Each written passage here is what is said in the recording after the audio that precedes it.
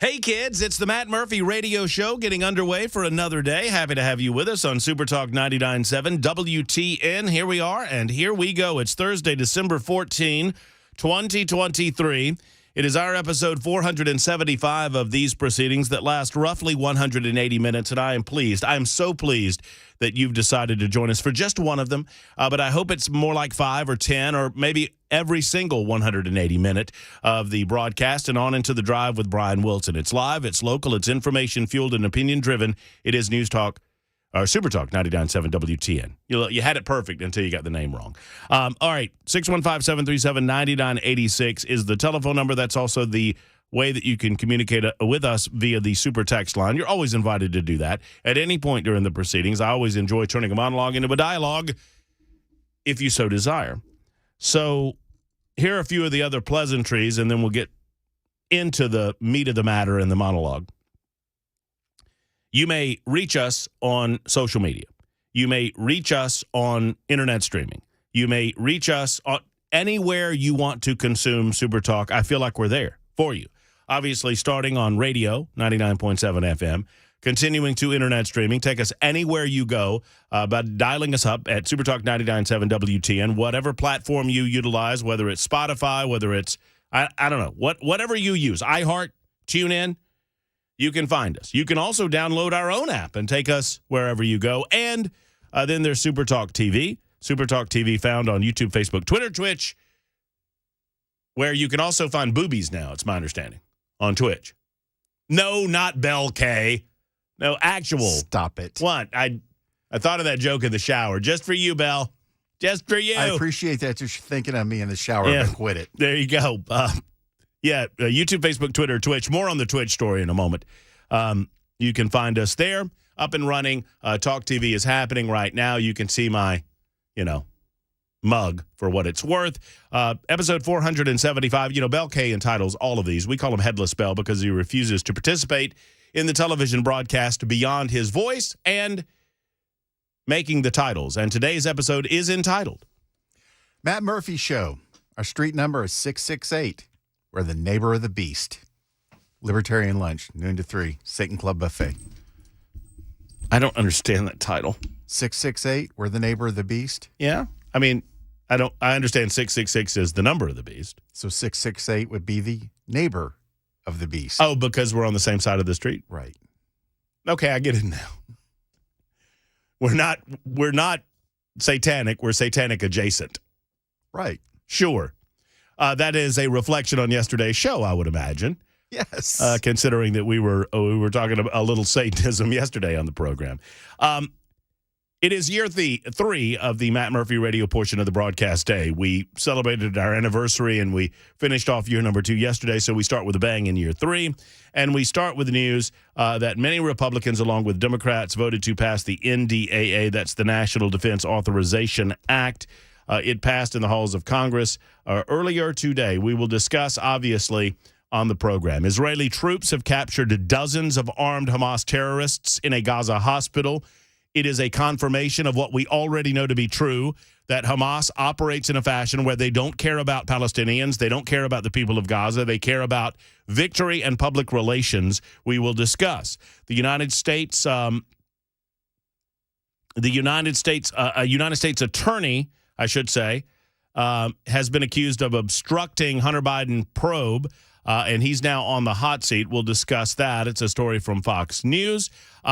I believe Chris Hand had this story yesterday. I know he did because we talked about it during the cross, and I had planned on discussing it yesterday, was unable to get to it due to just the amount of information that we wanted to impart to you in 3 hours of time. The mayor of Boston, that would be Michelle Wu, has drawn criticism after her aide sent a holiday party invitation to all members of the Boston City Council for an elected of color party only, an electeds of color holiday party, even though 7 of the city council members are white. And for the life of me, I don't understand. There's a lot of people that are criticizing, how dare you send out this invitation to everyone? I would suggest, how dare you put out a party that only black people or brown people or people of Asian descent are allowed to attend? You're excluding people based on the color of their skin. That's something that we said we weren't going to do anymore in the United States of America, you idiots. What I'm curious about is if they were allowed to bring a +1 because her husband's white. Well, I mean, of course. I mean, he's not really white. Yeah, he's married to an Asian girl. Right, but he's white. But he's not really white. Well, he's an ally. I mean, that's a good question, Bell. Could you identify yourself as an ally and be allowed into the party? The city's first Asian American mayor defended the event, saying, quote, "I've been a part of a group that gathers representing elected officials of color across all different levels of government in Massachusetts, a group that has been in place for more than a decade, and the opportunity to create space for people to celebrate and rotate who hosts." So, I mean, should I quote Jefferson Davis? "We've been a part of a group that gathers elected representatives of whiteness across all levels of government in the South." I mean, is that not the same thing? The hell are you doing? What are you talking about? That makes no sense. No follow-up from the national media. No follow-up from the local media as to what the hell that means and how is that not racist on its face. So we'll discuss that on the show today as we get things underway.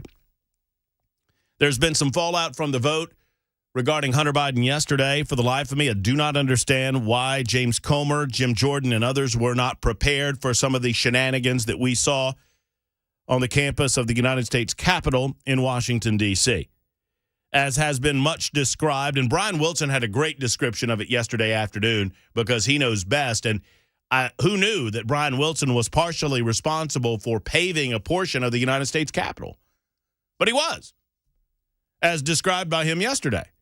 There was a place that reporters and individual representatives and senators would gather to do interviews outside of the United States Capitol that was known as, what did he say? It was the Swamp Pit, I think. And that location was known as the Swamp Pit, not because Washington, D.C. is known as the Swamp, because it was particularly swampy, even on non-rainy days. And Wilson went to the, I don't know if it was the Sergeant at Arms or whomever is in control of the Capitol and the architecture of the Capitol, and said, why don't we just pave this? And they were like, oh, that's a good idea. And so they did. So Brian Wilson is responsible for Hunter Biden not having to stand in slop. Unintended consequences, I suppose. So there's Hunter Biden yesterday making the speech. Have you seen the online meme of Hunter Biden that somebody superimposed his naked self? You know the naked photo of Hunter with the scarf on?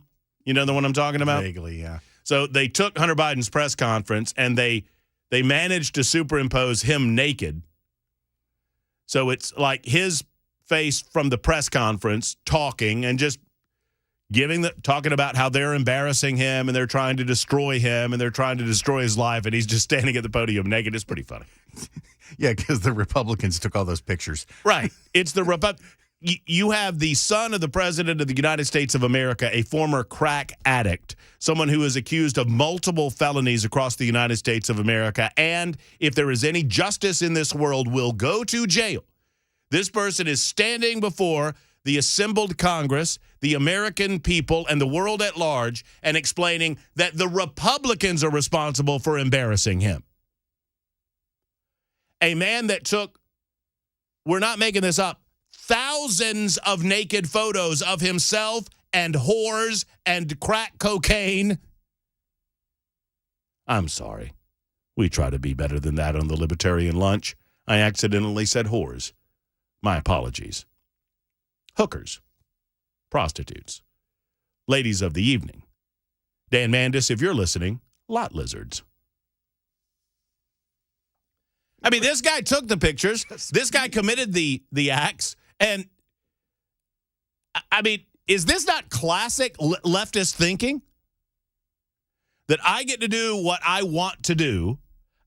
You know what it reminds me of? It reminds me of Bud Light, right? Bud Light engages in an action that causes a backlash against Bud Light, and then Bud Light is angry at people like me for making sure that people like you are aware of what Bud Light is actually doing.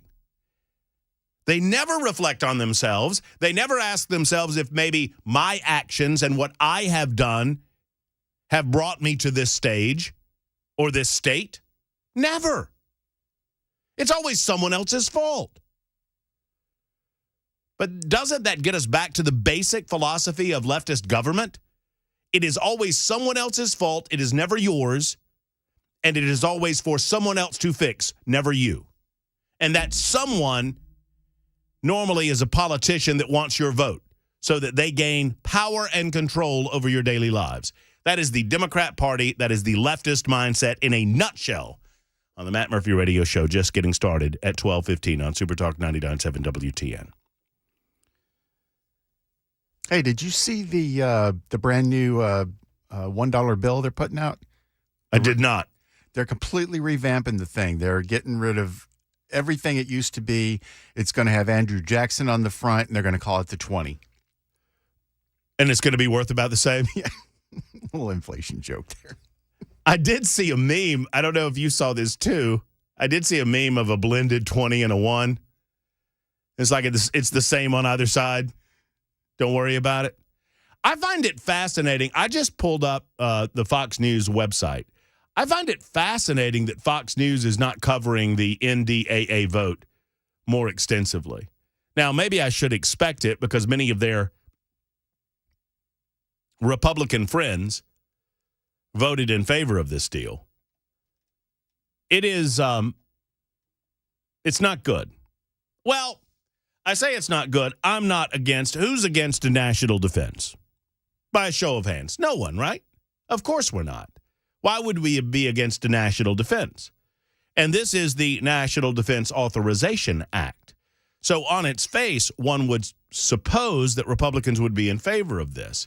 And one would suppose that the National Defense Authorization Act would include increased funding so that we can hire border security people that would actually secure the border, not process paperwork. That we would be able to hire individuals that will actually keep illegal aliens who are not supposed to be in the United States of America out of the United States of America. You know, it is a fundamental... It is a basic premise of the Biden administration immigration policy. And it's not something that went on during the Trump administration. But if you think about it, it's almost comical. And during this holiday season, I choose to look at the comedy of it rather than the tragedy. Their basic premise behind their immigration policy is that they don't have any ability or authority to stop the average third world migrant from exploiting a loophole in American immigration policy. Loophole being that if you walk to the border and say the word asylum, that they have, that's the premise of their immigration policy. The one that they talk about that needs to be revamped so much. They have conflated security and immigration policy so much so that they would suggest to you that they can't stop a flood of illegal alien activity across the southern border because the immigration policy, the manner in which we allow legal aliens into this country, has been dismantled or is in need of some sort of reform. I would agree with the latter point. We obviously need to reform our immigration policies. They are outdated, horribly so. But the need for one does not necessarily stop or overlap with the need for another. And it occurred to me while I was watching Karine Jean-Pierre yesterday, this is what they do. Every time they're asked about border security, they talk about immigration policy. Those two things are not the same two things. Y'all know that, right? Those two things are mutually exclusive, as a matter of fact, or at least should be. So the beginning and middle of the end of my analysis of the National Defense Authorization Act is this. It does nothing to address the greatest and biggest security threat the United States of America faces today, and that is our porous and open southern border. As I said to Chris Hand moments ago, if some third world dude from Guatemala or Honduras or Venezuela or Mexico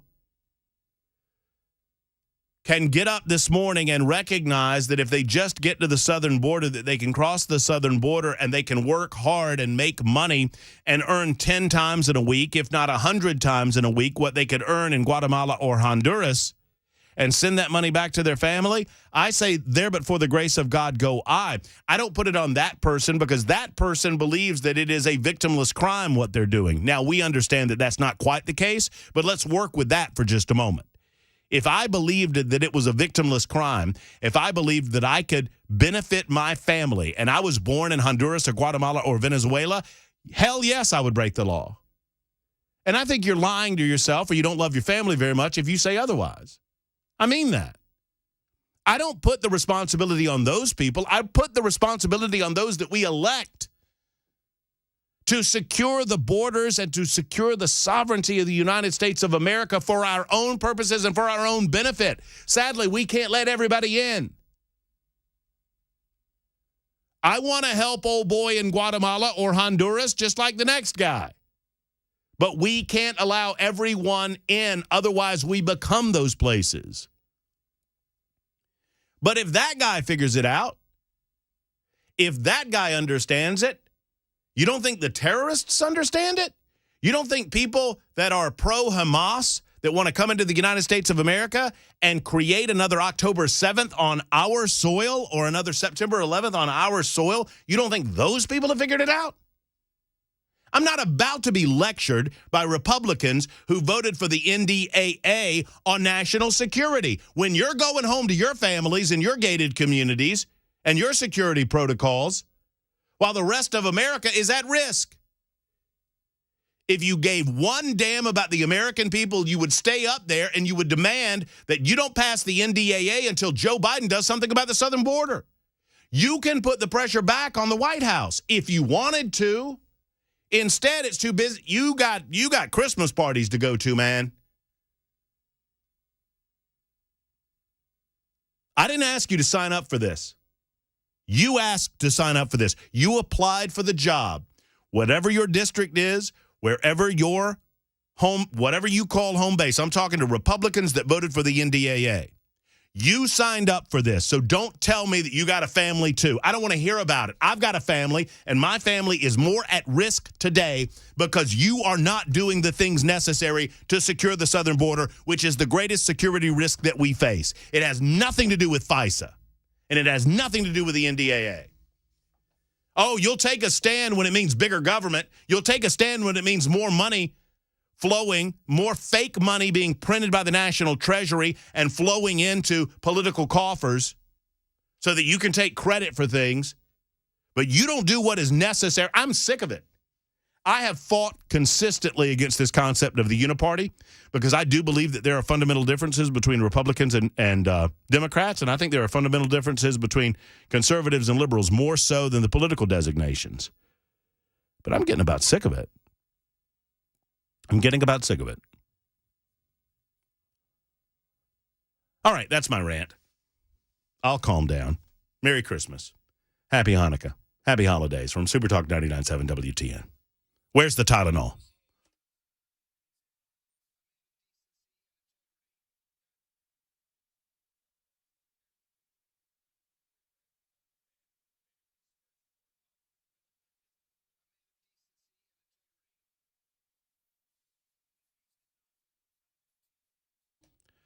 Hey, friends, Matt Murphy for Efficient Heating and Cooling. Let's talk about Jeff Eddy and what he does for his family, his friends, his those that call him on a day-to-day basis, and especially during these cold conditions as we begin the winter season. You know, winter is officially a week away, but it's already cold in Nashville, Tennessee, and the surrounding communities.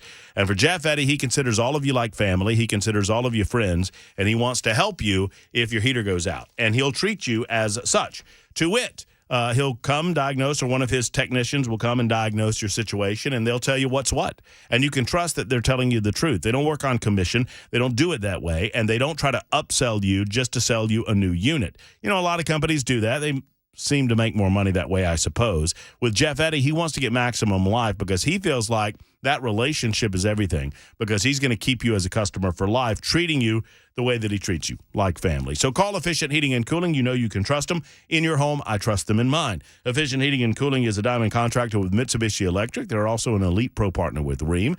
And when it comes time to replace, they will advise you as to what is best for you.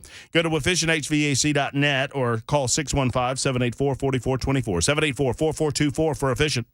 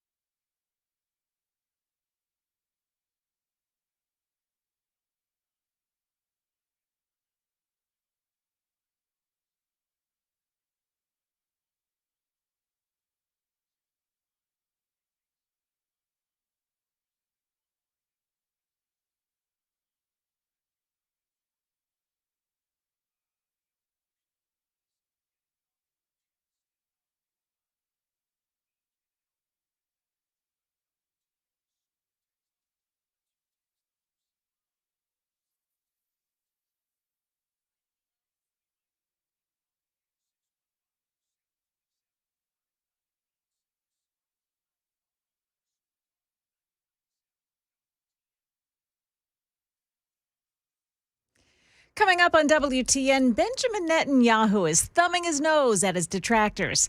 And your eggs are about to get pricey once again. Those stories coming up at 12:30 on Super Talk 99.7 WTN. Thank you, Joan Jones. I was looking for my pen. My apologies. It is 12:28, Super Talk 99.7 WTN, our episode 475, really just getting underway. Thank you for being around. 615-737-9986. I've calmed it down, at least for the moment. Although when I get back into this subject, it will probably fire me back up again.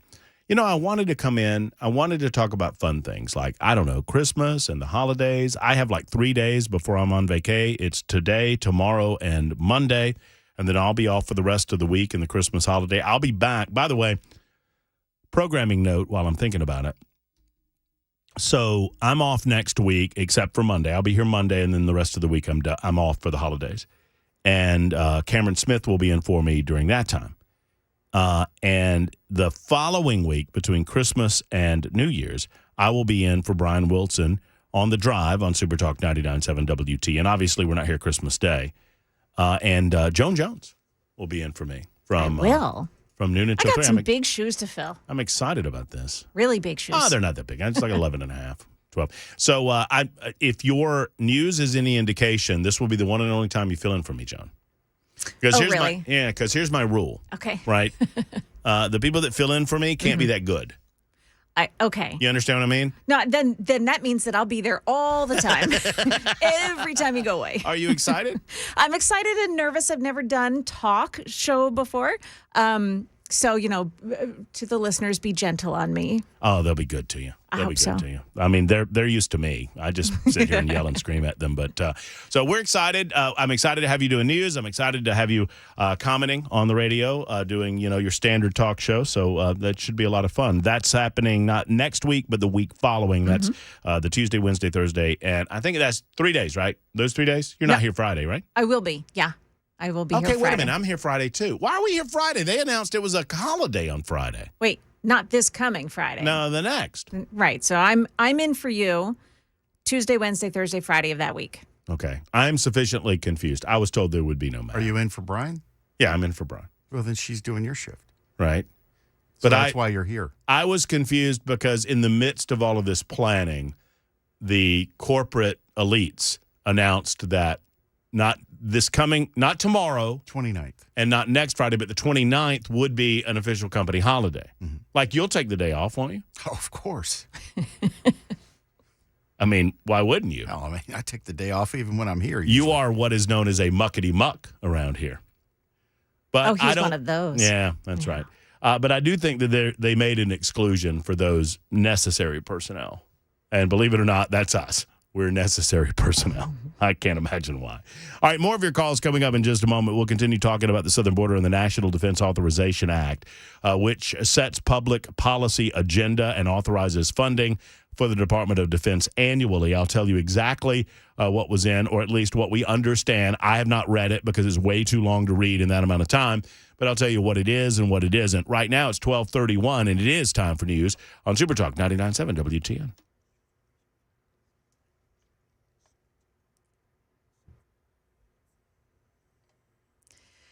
12:30 now, and it's 57 degrees. I'm Joan Jones with your top stories. Stick around for the full forecast in a couple of minutes.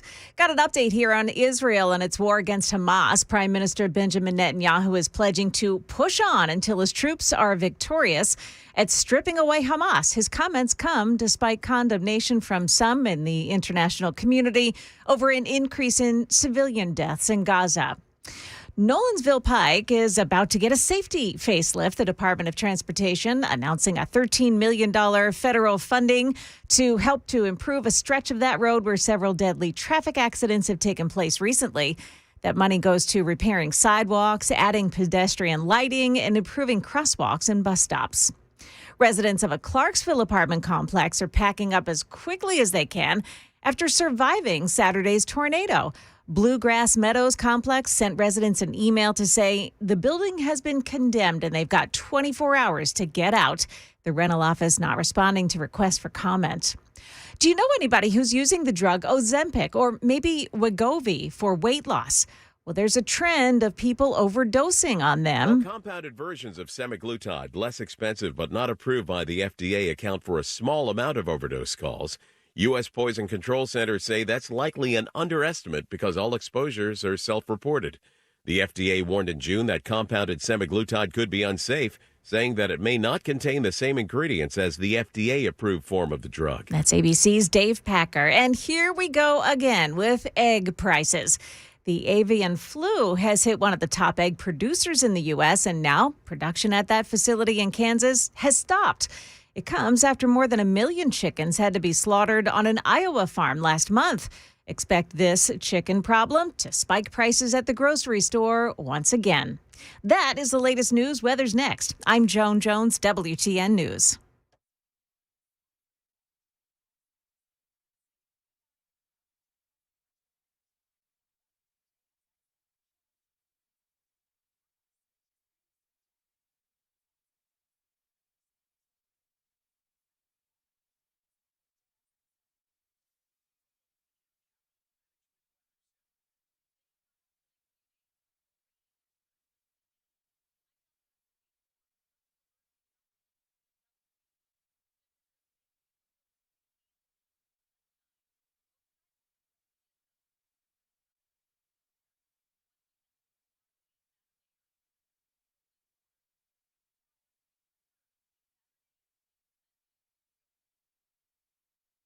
The Dr. Gill Center for Back, Neck, and Chronic Pain Relief is located in Franklin, and within the sound of my voice, I encourage you to make a call, make an appointment, and experience pain relief. It's what it's all about. It's that simple. Let's talk about it, friends, as the Dr. Gill Center has been around for about 3 decades now, or a little longer than that, and they've been assisting people like you in that length of time. Literally, not thousands, but tens of thousands of individuals have walked through the doors, and they've walked out with a pain-free life without having to continuously take pills, and certainly without the need for needles or the consideration for surgery. So they started spinal decompression in Middle Tennessee. That's pretty cool. They were the originators, and they have continued to modernize their techniques with things like red light therapy, their Class 5 laser system, as well as spinal decompression. They pinpoint inflammation in the body. They reduce pain, swelling, and accelerate healing. That's what it's all about. They can do this naturally. They can do this through their chiropractic care, and they have collectively about 100 years experience in chiropractic care at the Dr. Gill Center, a team of physicians ready, willing, and able to assist you. So it takes a telephone call to schedule that appointment, whether you do it this year or let's start 2024 off pain-free. 615-882-4838, 882-4838, the Dr. Gill Center for Back, Neck, and Chronic Pain Relief in Franklin.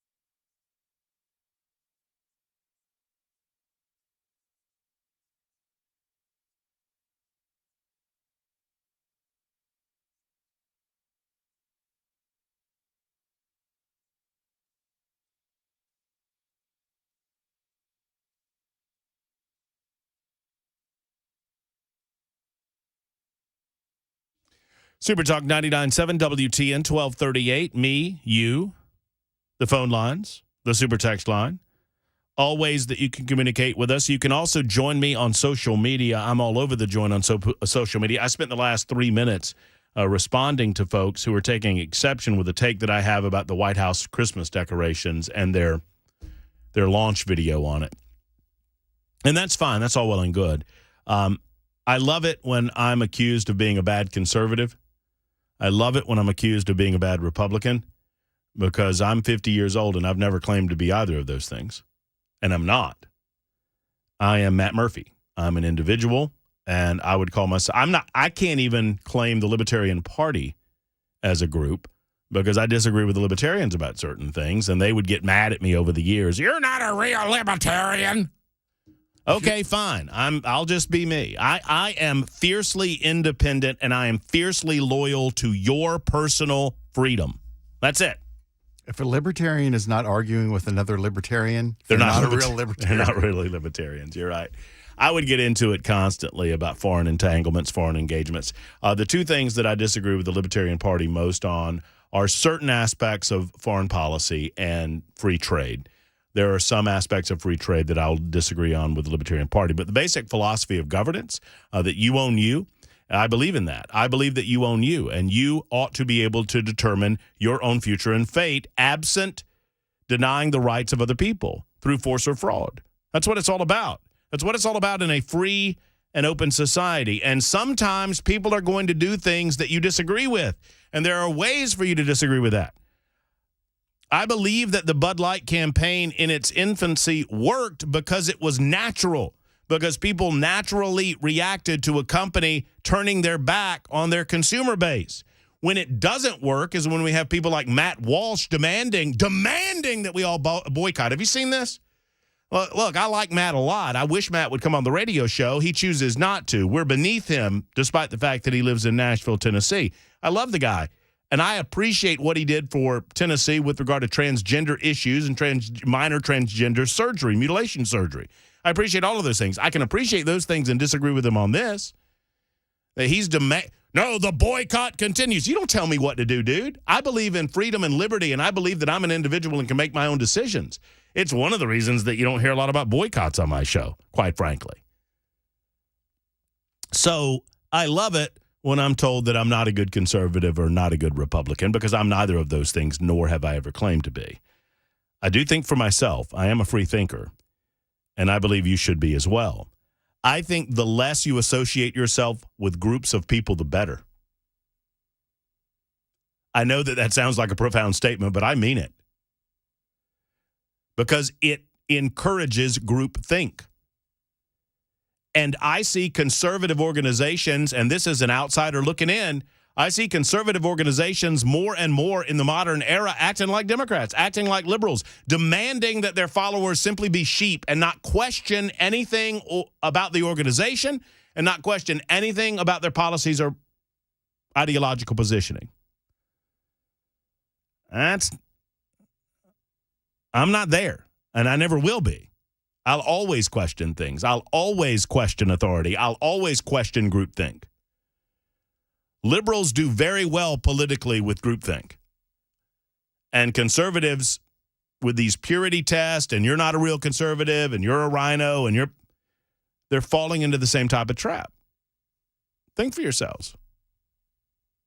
Your life will be better for it. I promise. It's a little bit harder, but your life will be better. See, this is why I like to start arguments with you, because then I know I'm doing a good job of making sure you're a real libertarian, because that's two libertarians arguing with each other, and that proves they're real libertarians. So I bring all that up, and I'll get back to the National Defense Authorization Act. I bring all that up because there was a video that came out earlier today. You can find the video. I presented the entire thing. It's a link to Fox News on my Twitter handle, @MattMurphyShow. And it's a theatrical presentation of the White House Christmas decorations. And conservatives are going nuts over it because, one, they claim that there's a drag queen involved in the presentation, and I can't figure out who the drag queen's supposed to be. Have you watched the video? No, but if you can't figure it out, that means they're a really good drag queen. I mean, yeah, so what I see are a bunch of theatrical performers performing. And is it my cup of tea? No. You know, they're doing dancing. They're doing a lot of tap. They are stylistically dressed up like the Nutcracker, stylistically. Is it my thing? No. I don't like musical theater either. Does that mean that musical theater should be shut down? Or lambasted? I mean, lambasted, sure. Lampooned, fine. Shut down? That's a little different deal. Everything can't be a 5-alarm fire. Remember, this is Spinal Tap. If everything's an 11, nothing is an 11. Then you have to have a 12. And if everything's a 12, nothing's a 12. That's all I'm saying. This is not a defense of the behavior. It's a defense of freedom and liberty and allowing people to live a life of their choosing. The difference is when it is forced on you or your children in some fashion. And this is where I make the distinction. I don't have any kids, but those of you who do, It is up to you to raise your kids, man. Not me, not the government, not anyone else. You. Now, if you need help with regard to your kids being forced to see something or view something or something being available to you, I'm right there with you. Public library, availability of pornography, I'm right there with you. Get it out of there. Get it away from the kids. We ought to have certain standards in our lives that we abide by. But just as I've argued that there's a difference between excluding underage kids from pornographic materials and banning all of those pornographic materials, if you don't understand the difference between those two things I just said, then I would argue you might be part of the problem. Because I don't know that you truly believe in freedom, especially when it's a position or an artistic performance or whatever that you might not like or disagree with. That doesn't mean that we shut it down. That's not freedom. That's what radical Muslims do in countries where they throw gay people off of buildings and stone women because they had the audacity to come out of the house without a headscarf on. We're not doing that, nor should we. Freedom means that people are going to do things that you don't care for. Don't we believe in that? That doesn't mean that you don't have the right to have an opinion on it. Once again, let's really clearly define the distinction between what should and should not be.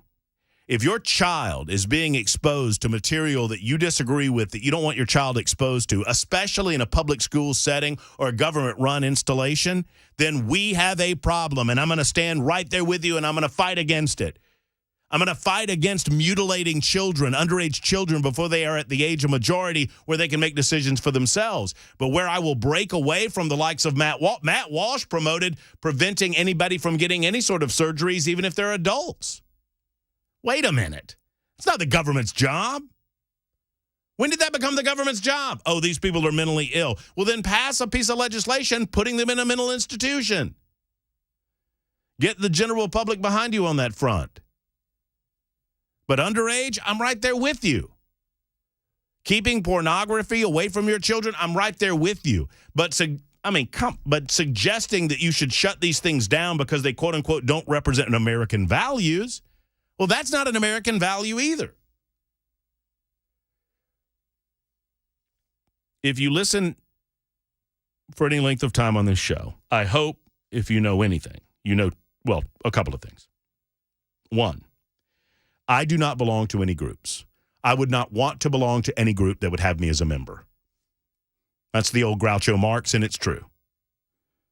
For me, I am fiercely independent, and I am fiercely, fiercely defensive of freedom. I will give you carte blanche to live a life of your choosing, so long as you're not depriving others of the same opportunity. Let me say it again.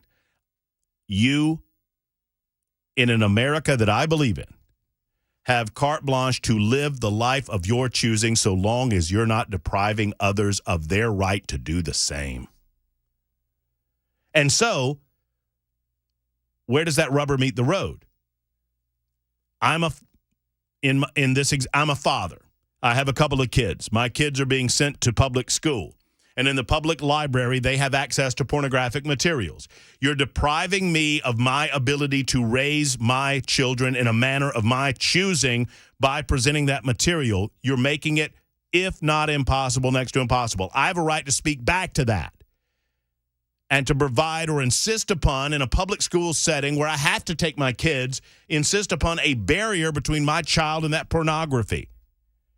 That's where the community comes into play. That's where government comes into play.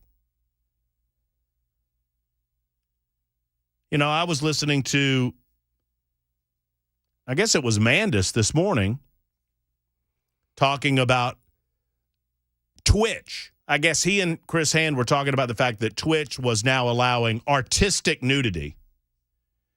And Mandis was like, what is artistic nudity? What does that mean? Well, it depends on your definition of artistic, doesn't it? And maybe on your definition of nudity.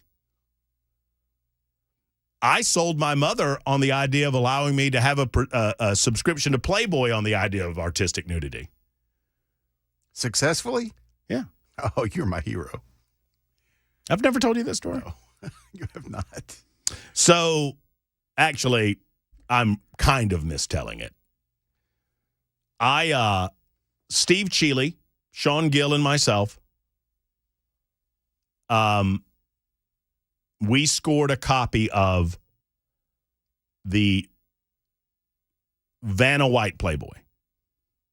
I want to say this is 1986. Somebody can fact check me on that. So, Vanna White, at the height of her popularity, Wheel of Fortune, she was on the cover of the Playboy magazine. I forget if she was actually, I don't think she actually showed anything. Anyway. May of 87. 87. So I was May of 87, so I was 13 and a half years old. And I somehow maintained possession of that copy of Playboy magazine. And I came home one day, Belle. I had hidden it, I thought, in a safe place in my room. And my mother violated my privacy and my safe space. You were 13. You had no right to either. And I come home with, this is my mama. Now, this is post brain surgery. This is mama. Mama was always a little off. I'm told she was a little off before brain surgery, but she was a lot off afterwards.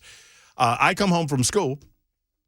I bebop into the den, and my mother is sitting in her rocking chair reading Playboy. My Playboy. And I lost my business. I almost peed my pants. I'm like, oh, man, this is bad. I wasn't afraid of her. I was afraid that she was going to tell my grandpa, and I was most certainly afraid of him. And I was like, hey, she said, found this in your room. And I'm like, yes, ma'am. She said, you should get I swear this happened this way. I swear to you. She said, you should get a subscription to this if you've got the money, because I like reading the articles. And you looked at her and went, yeah, sure. Yeah, I immediately thought that, I was that fish head guy in Star Wars. It's a trap! Admiral Akbar. There you go. Fish head guy. And I kind of did the Cousin Eddie from National Lampoon's, you serious, Clark? Are you serious? And she said she was. And so I had a subscription for about 4 or 5 years.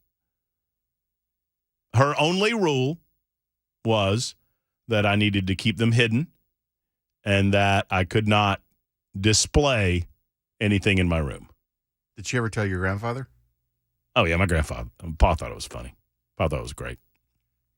See, that's when you said you were worried she was going to tell him. I'm like, that man probably would have thought it was great. Yeah, but you don't know, right? Was the brilliance of his parenting, is that you never knew what was going to make him hot or that he would think was funny. You just never knew. The whole thing with the mooning, the class, and him.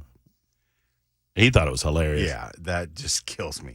You do it again, Red Moon Rising. That's what he said. Now get your stuff. Let's go hunting. And I thought I was going to get destroyed. But for those who heard that story, if you didn't hear the story real quick, I'd already been punished because I was raised the right way by my grandparents. My grandparents did most of the raising. My mother, obviously with the brain cancer, she was there and I love her to death, but she was more of a friend and a companion. But the disappointing look on my grandmother's face when I had to walk into that room with all the teachers, it destroyed me. I will never forget it. The look on her face, and I saw that she had been crying, destroyed me.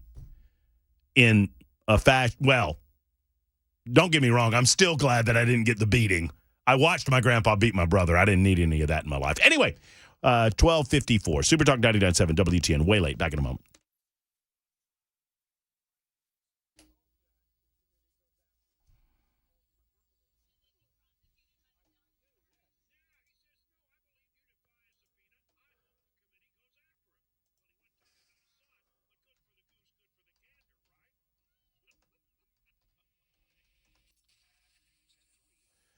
Hey, friends, it's Matt Murphy. Tennessee Men's Clinic wants to see you, gentlemen. If you're feeling sluggish, run down, low energy this holiday season, let's get with it now. Tennessee Men's Clinic can assist. All you need to do is make the call that so many men have made. There's no shame in this game, guys. When you reach a certain age, sometimes things happen. And when those things happen, obviously, you go down in energy. You don't have the energy to do work activities. You don't have the energy to get to the gym. And yes, it is true that this can manifest itself in the bedroom. If that's the case for you, I'm not here to judge, and I'm certainly not doing that, nor is Tennessee Men's Clinic. They just want to see you to solve the issue. If it's low T levels, they can correct. If it's something else, they can help get you on a path to success, but it takes your initiative and your telephone call first. Go to TennesseeMen'sClinic.com to find out more, and then make the call that others have made. 615-208-9090, 208-9090 for the Tennessee Men's Clinic. Tell them Matt Murphy sent you to either location in Midtown Nashville or in Franklin. You'll be happy you did this. It's the Tennessee Men's Clinic.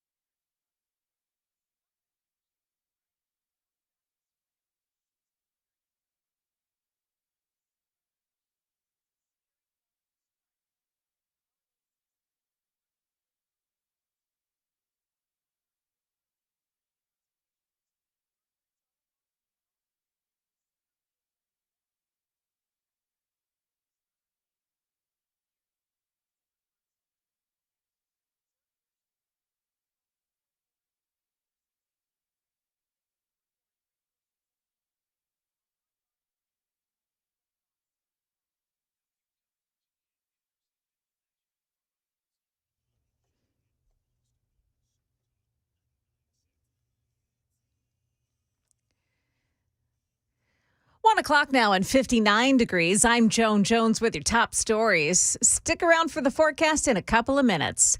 National Security Advisor Jake Sullivan in Israel today. He's meeting with Israeli officials to talk about Israel's role in Gaza after the war is over.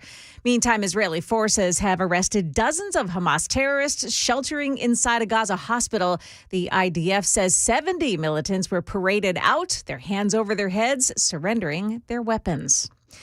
While back in the United States here this morning, behind closed doors in Washington, D.C., the House Judiciary Committee questioning U.S. Assistant Attorney Leslie Wolf. She's the attorney accused of limiting questions related to President Biden during the federal investigation into Hunter Biden. Fox News reported that before she began her testimony, she informed the committee she's no longer employed by the Justice Department. An IRS whistleblower also said that Wolf stopped investigators from serving a search warrant on Hunter Biden's residence in 2020.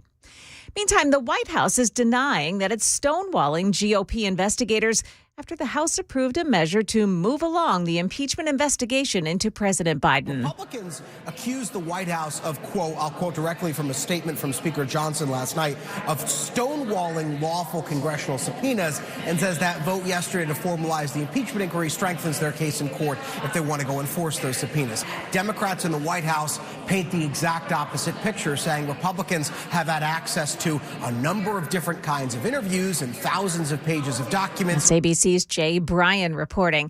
Hey, if you plan to travel this holiday season, you certainly won't be alone. More than 2.5 million others will hit Tennessee roads, too, between December 23rd and January 1st. AAA says the best time to start your trip, before lunch or after dinner. And as always, pack your patience. Got a fresh reminder that thieves are out to get your cash. Police in Clarksville confirm a skimming device was uncovered at a credit union earlier this week. It was found at the Navy Federal Credit Union ATM machine on Wilma Rudolph Boulevard. But here's the kicker. The suspects' faces were captured on the ATM's video surveillance, and police have released their photos. They're asking for help finding these guys. Got a story, a scary one out of Massachusetts, where a grown woman is facing felony charges for posing as a high school student.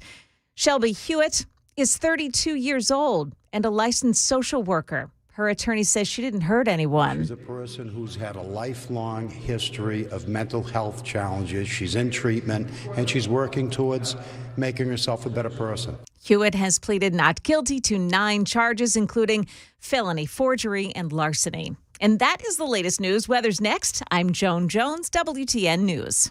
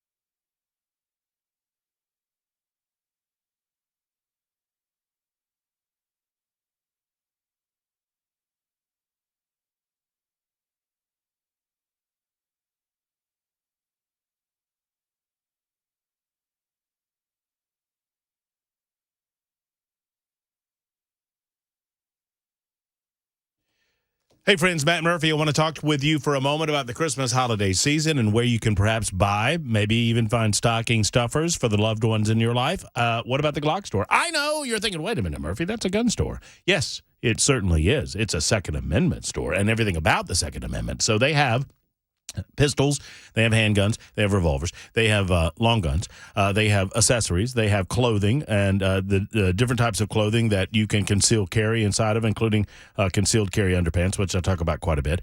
They have bins of accessories that are pretty cool for the holiday season, out and about and ready and available for you at a price point for every budget. Better yet, what about the gift of training? What about giving someone in your life that has talked about getting better trained in shooting the gift of the Shoot 270 shooting ranges? Not lanes, ranges, rooms, literally, where they can train you in real-world settings. They do it at the world-famous Glock store. So go to shoot270.com or glockstore.com for more information and get by before the holiday season is here. We've only got, 10 days. 10 shopping days left until Christmas. Plenty of time for you to get over to Elm Hill Pike.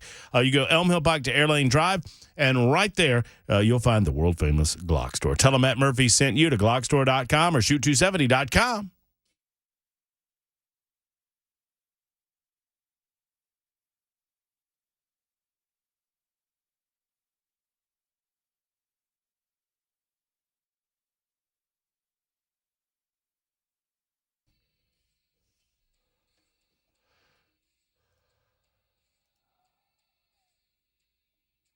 It is the Matt Murphy Radio Show, Super Talk 99.7 WTN. Pleased you've joined us today. Whatever time you're able to give us, we're certainly appreciative of that.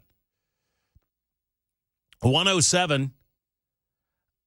You know, we can't be angry about everything, and I'm getting some feedback from those of you who heard my commentary during the Libertarian lunch hour regarding this video out of the White House. I can't get angry about everything. It's what I would expect out of the White House. It's a little bit nutty. It's not my cup of tea. The video in and of itself doesn't do anything particularly that is out of bounds to me. Some of you are saying that this organization is wokeness run amok, and I suppose that might be the case. Here's my concern. I'm against all of this. I'm against it if it's appropriate. I'm against it if it's inappropriate. I'm against spending federal money on doing all of this garbage decoration of the White House, and you can't go see it. I mean, if you do go see it, you have to go through hoops. You have to contact your congressman and wait several months and go through a security background. I've done it. I've been there. I know. You have to go through security background check after security background check, and I'm not necessarily against that. My point is this. Those decorations that you're watching on this video aren't for you. They're for the political elitists that run you. And we need to see less of this. That's our tax dollars paying for all this garbage. And they probably paid for this woke group to dance and sing around and do some sort of nutcracker deal. I don't know. I don't know how much money was spent on it. I know I have precious few resources, emotional resources to care, except that it's a ridiculous and unnecessary expenditure of money. And it would be a ridiculous and unnecessary expenditure of money. I'll put it this way. It was when Melania did it, and it is now too. Did I like Melania's better? Of course I did. Do I mind this one? I cannot expend the amount of capital necessary to say that I hate it. I don't care. I do not care, except that they are spending our money on this garbage, and we are $33 trillion in debt. I wish more people cared about the $33 trillion. Now, what am I reflecting on? For those who are not in the know, and I'll get to Melvin and Steve in just a moment. You guys have held for far too long, and I apologize for that. It's 1:10. It is a Christmas season edition of the Matt Murphy Show this Thursday, December 14th. It is also my anniversary, and I wish E a happy anniversary. Oh, that's sweet. What'd you get her? You know what? I can tell you what I got her because she's already received it today. Hey, Joan. How are Hi. you? Oh, I'm so interested in this. My wife is big into, do you know Buyer's Choice caroler dolls for the holidays? I have them, yes. Okay. So my wife's grandparents had them, And per her grandmother's, this is actually kind of an involved story, but it's pretty sweet. It's a little bittersweet, but then it gets sweet at the end. So Erica's grandparents were very interesting folks, to say the least. They were fascinating people to get to know. And they were very, very private in a lot of ways. And per her grandmother's instructions, she wanted everything in their home that she did not give away prior to her death to be sold. And that was very specific instructions by Grandma. Okay.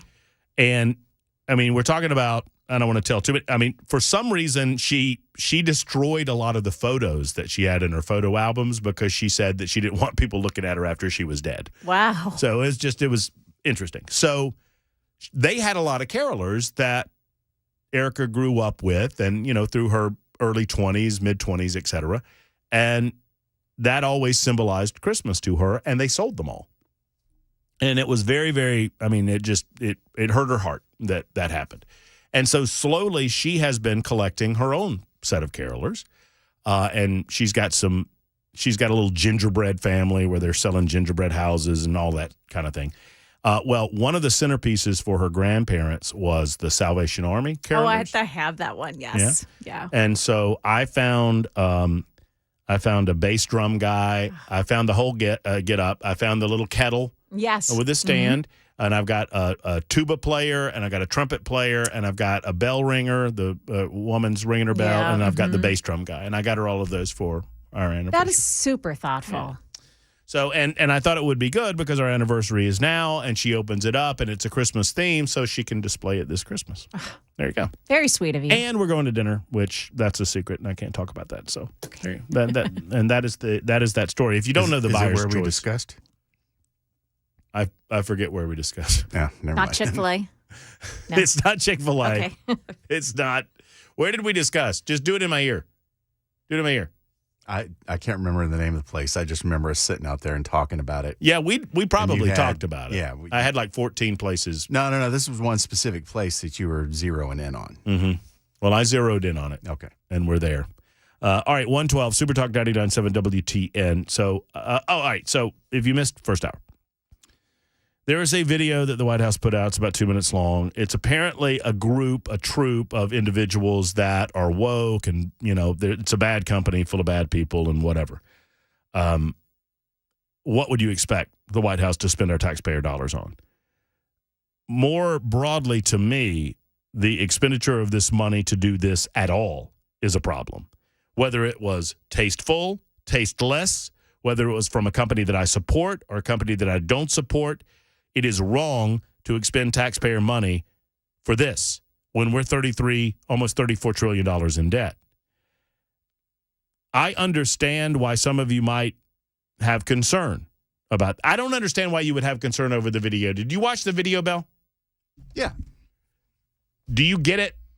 It's mundane. I mean, the group behind it is apparently woke, and they're all about white privilege, and they're all about support. I mean, so I get maybe looking into the background of the group and being frustrated that this group was paid, but the presentation it's just an artistic performance. Well, and the one part of it that actually kind of rubbed me the wrong way was when they had the two black dancers standing there like they were minstrels and they were supposed to be performing for you. Mm-hmm. That was the only part that I thought was it's a little cringy.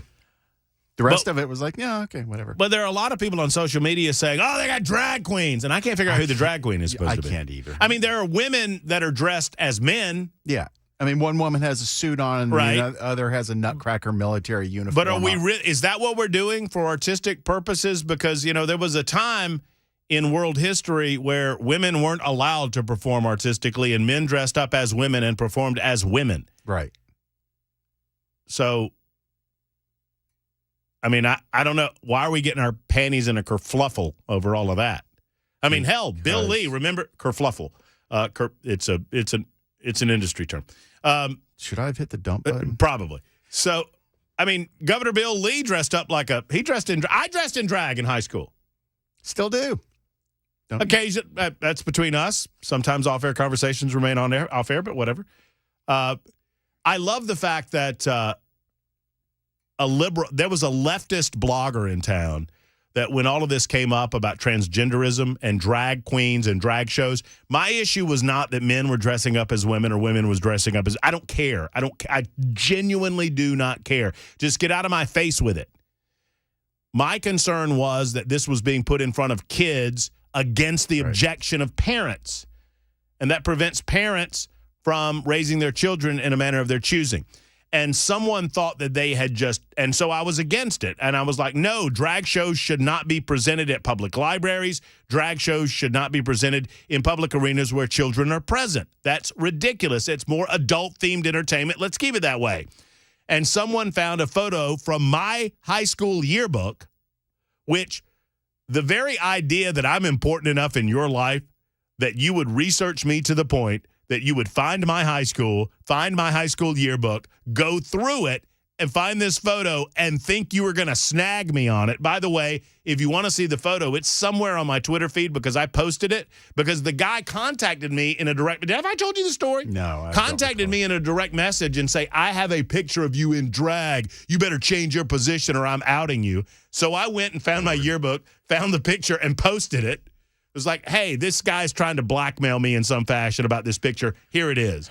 That's my mama's wig that I'm wearing. That she needed because of her chemotherapy. Yeah. After her brain surgery, she had so much chemotherapy and radiation that she lost all of her hair. She wore wigs the rest of her life, and that's one of my mama's wigs. It's a pretty good one. You took your mother's wig. I did. Well, she had a lot of them. Come on. But yes, I took my mama's hair right off her head to wear it to school. And I'm there in a photograph with Brooke Barnes, who was dressed as a guy. We that was for Spirit Week, and I dressed as her and she dressed as me or something along those lines. All I know is that I wanted, I wanted all of the affections and attentions that I could get from Brooke Barnes. That's all I know. All of that to say, I don't care. I really don't. Just keep it out of my life. I care more about the fact that we are trillions of dollars in debt and we're wasting money, and every dollar counts. Every dollar matters. How much money did they spend decorating the White House? For what? I mean, sincerely, I'm not trying to be a Grinch or a Scrooge. For what? For you? For me? Not for you. Not for me. A buddy of mine just texted in, and he's exactly right. I won't name him because I did not ask to do so. Put up a 12-foot Christmas tree, decorate it, be done with it, and stop wasting my money. How about that? Cash me outside. How about that? Hey, look who it is. I knew a Melvin once. Back in the day. I don't think the Melvin that I knew would have waited nearly as long as you have, Melvin, to make your point. But here you are, and here we go. How are you? I'm fine, sir. Thank you. Hey, Melvin, what's going on? I love a good Melvin. Hey, it's nice talking to you. I wanted to say welcome to JoJo, and Bud Light is looking for a picture right now. What'd you say, Bud Light's what? Is looking to use your picture right now. Oh, yeah, I bet. Yeah, probably. Yeah, they're not going to sell. They're not going to sell any beer. Looking at me, I tell you that. What's on your mind, Melvin? It's about the illegal aliens, or whatever they want to call them nowadays. They are setting up here in Tennessee. I just want to it's kind of a FYI. They're already setting up brothels here. They're setting up their drug lords here. It's happening all over Antioch and Smyrna, Laverne. I see it every day. It wasn't until one of the neighbors complained about it to the cops, and they came with all their hoodies, all the meals, and moved everything out overnight. Gosh, Melvin, I'm having trouble understanding. I don't know if the audience is. I'm having trouble understanding what you're saying because of your cell phone.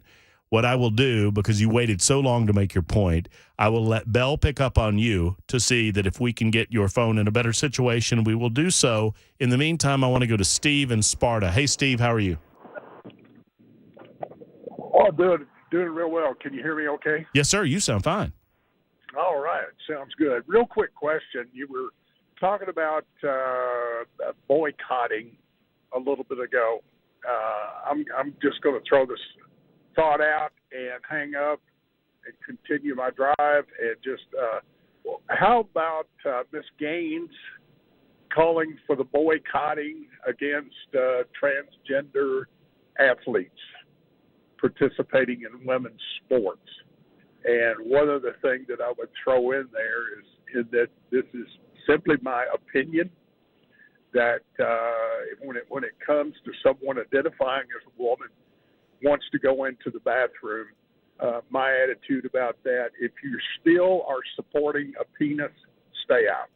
Yeah, I mean, it's pretty simple for me, too. And that's not a boycott. That's just common sense, in my opinion, Steve. I would agree that there should be more females that refuse to participate in female sporting activities where there are men present. Because the ultimate, the conclusion of all of this, at the end of the day, when we get to its natural state, if we continue to allow this, is that there will be no women on the podium. There will be no women defeating the men. There will be so many men, biological males, within the process that that you won't have any women present. So women need to cut to the chase and demand. Look, if you're transgender and you want to compete in sporting activities, create your own designation and do so. Once again, I'm not telling you how to lead your life. If you are an able-bodied adult of sound mind, and that's probably a loose definition, then you can do what you want to do. But if you choose not to compete in the category of your biological birth, male or female, then we can create a third designation for transgender. That's the only way this works out. Otherwise, you will see the elimination of female athletics. You will. So for those women who choose to not participate, I support that. Call it a boycott if you want. That's fine. That's all well and good. And I had another point to make, and I've forgotten it. It was the end part of his conversation. He talked about female bathrooms. It's real easy, man. Real easy.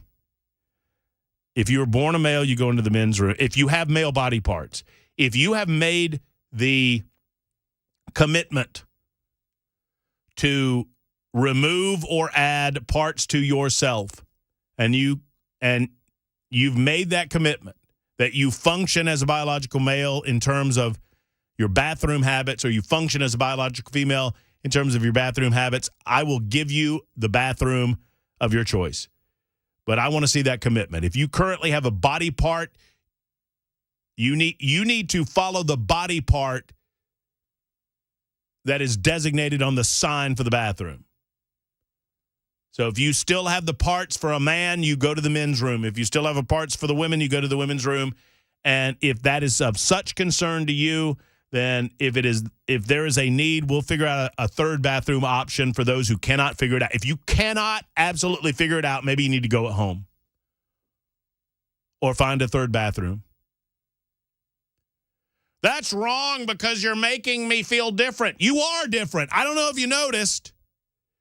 But if your argument is that you were born in the wrong body, you were born the wrong gender, I can't help that. It's your argument, not mine. And society cannot completely change its overall dynamic to suit you as an individual. You have to accept that because you were born differently, you're going to have to act a little differently. It's 124 on Super Talk 99.7 WTN.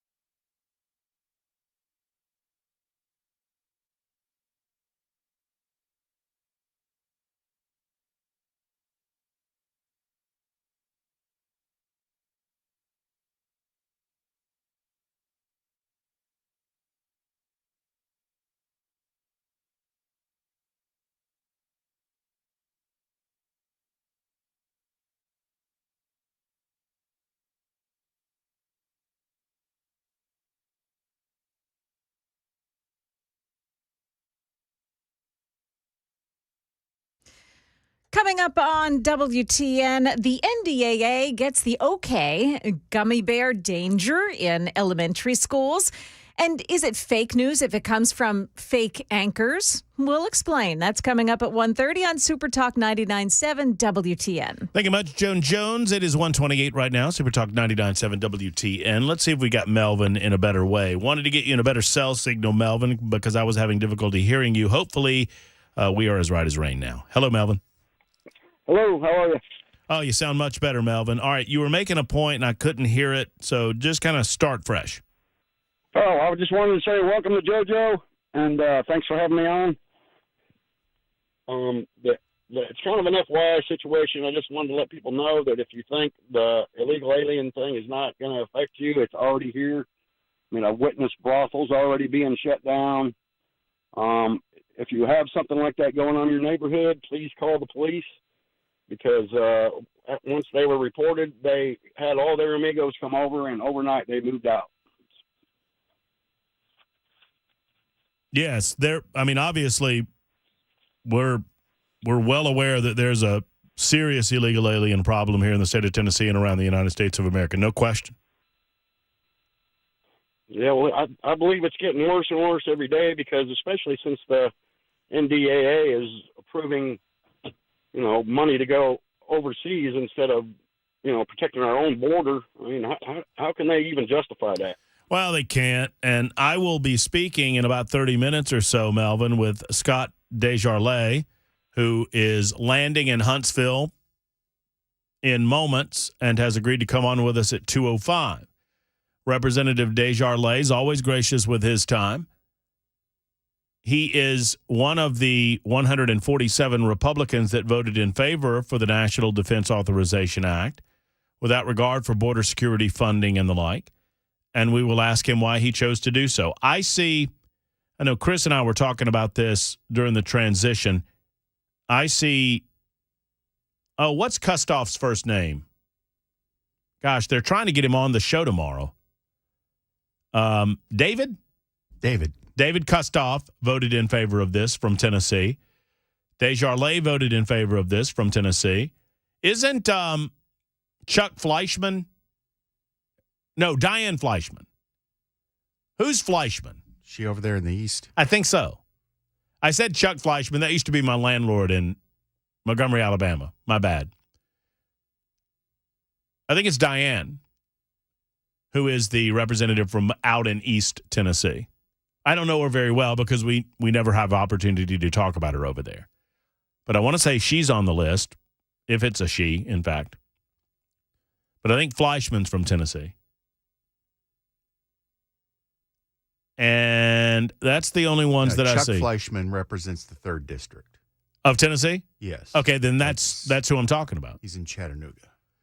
Chuck Fleischman voted in favor of the NDAA from Tennessee, as did Scott Desjardins, as did David Kustoff. Looking for Mark Green. Do not see Mark Green. He did not. He voted against it. He voted against it. Andy Ogles voted against it. Who else do we have? Burchett voted against it. Burchett voted against it. And Cohen voted against it. Why can't I remember his name? John Rose. Yeah, he voted against it. John Rose voted against it. So I believe every other representative outside of, obviously, what's his name over in Memphis? Cohen. Cohen voted in favor of it, of course. No, he didn't. He voted against it. He voted against it? Yeah, he voted against it. Why did he vote against? He's probably against defending the United States of America. Ocasio-Cortez voted against it, too. Did she now? Yeah. Ocasio-Cortez voted against it and Desjardins voted for it? Yes. Strange times. 132 Super Talk 99.7 WTN. It's Joan Jones' turn.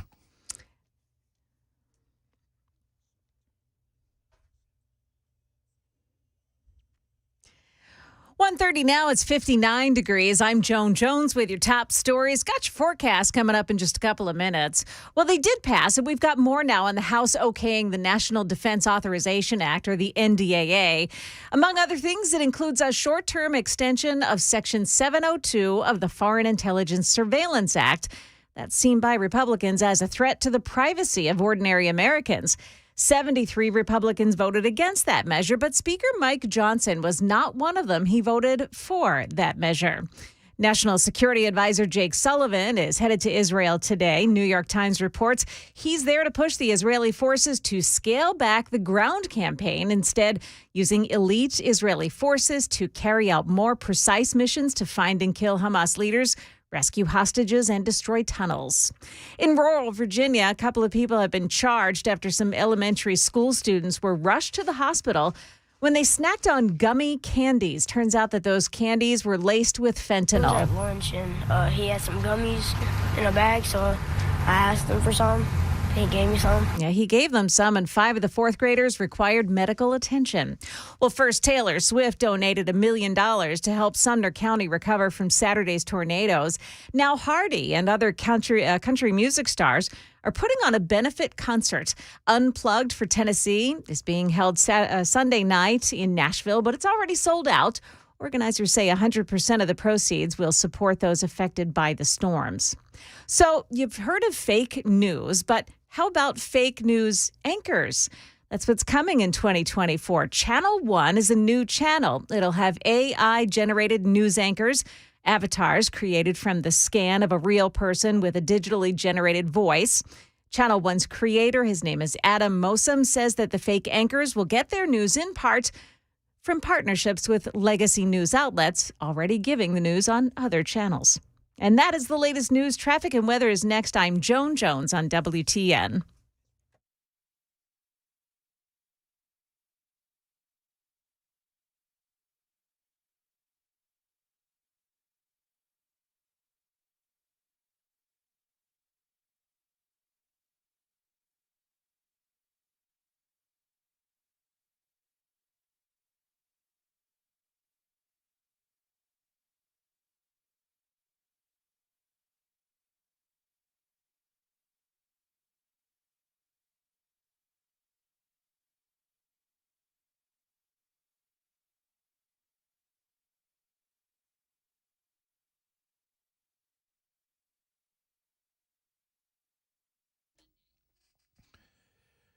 Your health is obviously one of the most important things that you consider, especially during the holiday season. Holidays present a lot of stress, and during that stressful time, we're eating a lot, we're drinking more than usual, and that can combine to create problems. As a matter of fact, we note, according to the American Heart Association, that the most dangerous time of year for heart attacks is the week between Christmas and New Year's. Let's get in front of that, or let's go ahead and schedule something for 2024. Let me tell you about Kraft Body Scan and what they do. I took the initiative, and when Kraft Body Scan first came to Nashville, I scheduled an appointment, and I had a wonderful experience. I went in, we had a health consultation. They talked to me. You check a few boxes about your health, and hereditary issues, genetic issues, things that might be in your family, history of certain aspects of your life. And then they get you into the scanner. It's a CT scan. It takes about 5 minutes. You keep your clothes on. It's all good. You don't have to, disrobe and all of that. And then one of their certified radiologists goes over the scanning. And once they get those results, that board-certified radiologist will call you with the results, and they send you those results as well. Don't hesitate. Let's go ahead and make sure that everything's right as rain with your heart in your chest. You can do so for $149. Normally, this is over $1,000 in terms of cost, but as an introductory way to say hello to you, Kraft Body Scan's offering you and a couple, you and a spouse, you and a brother, you and a family member, the opportunity to come in and for $149 get 2 separate heart and lung scans. Kraft Body Scan, spell Kraft with a C, kraftbodyscan.com, or call 615-436-1000, 436-1000.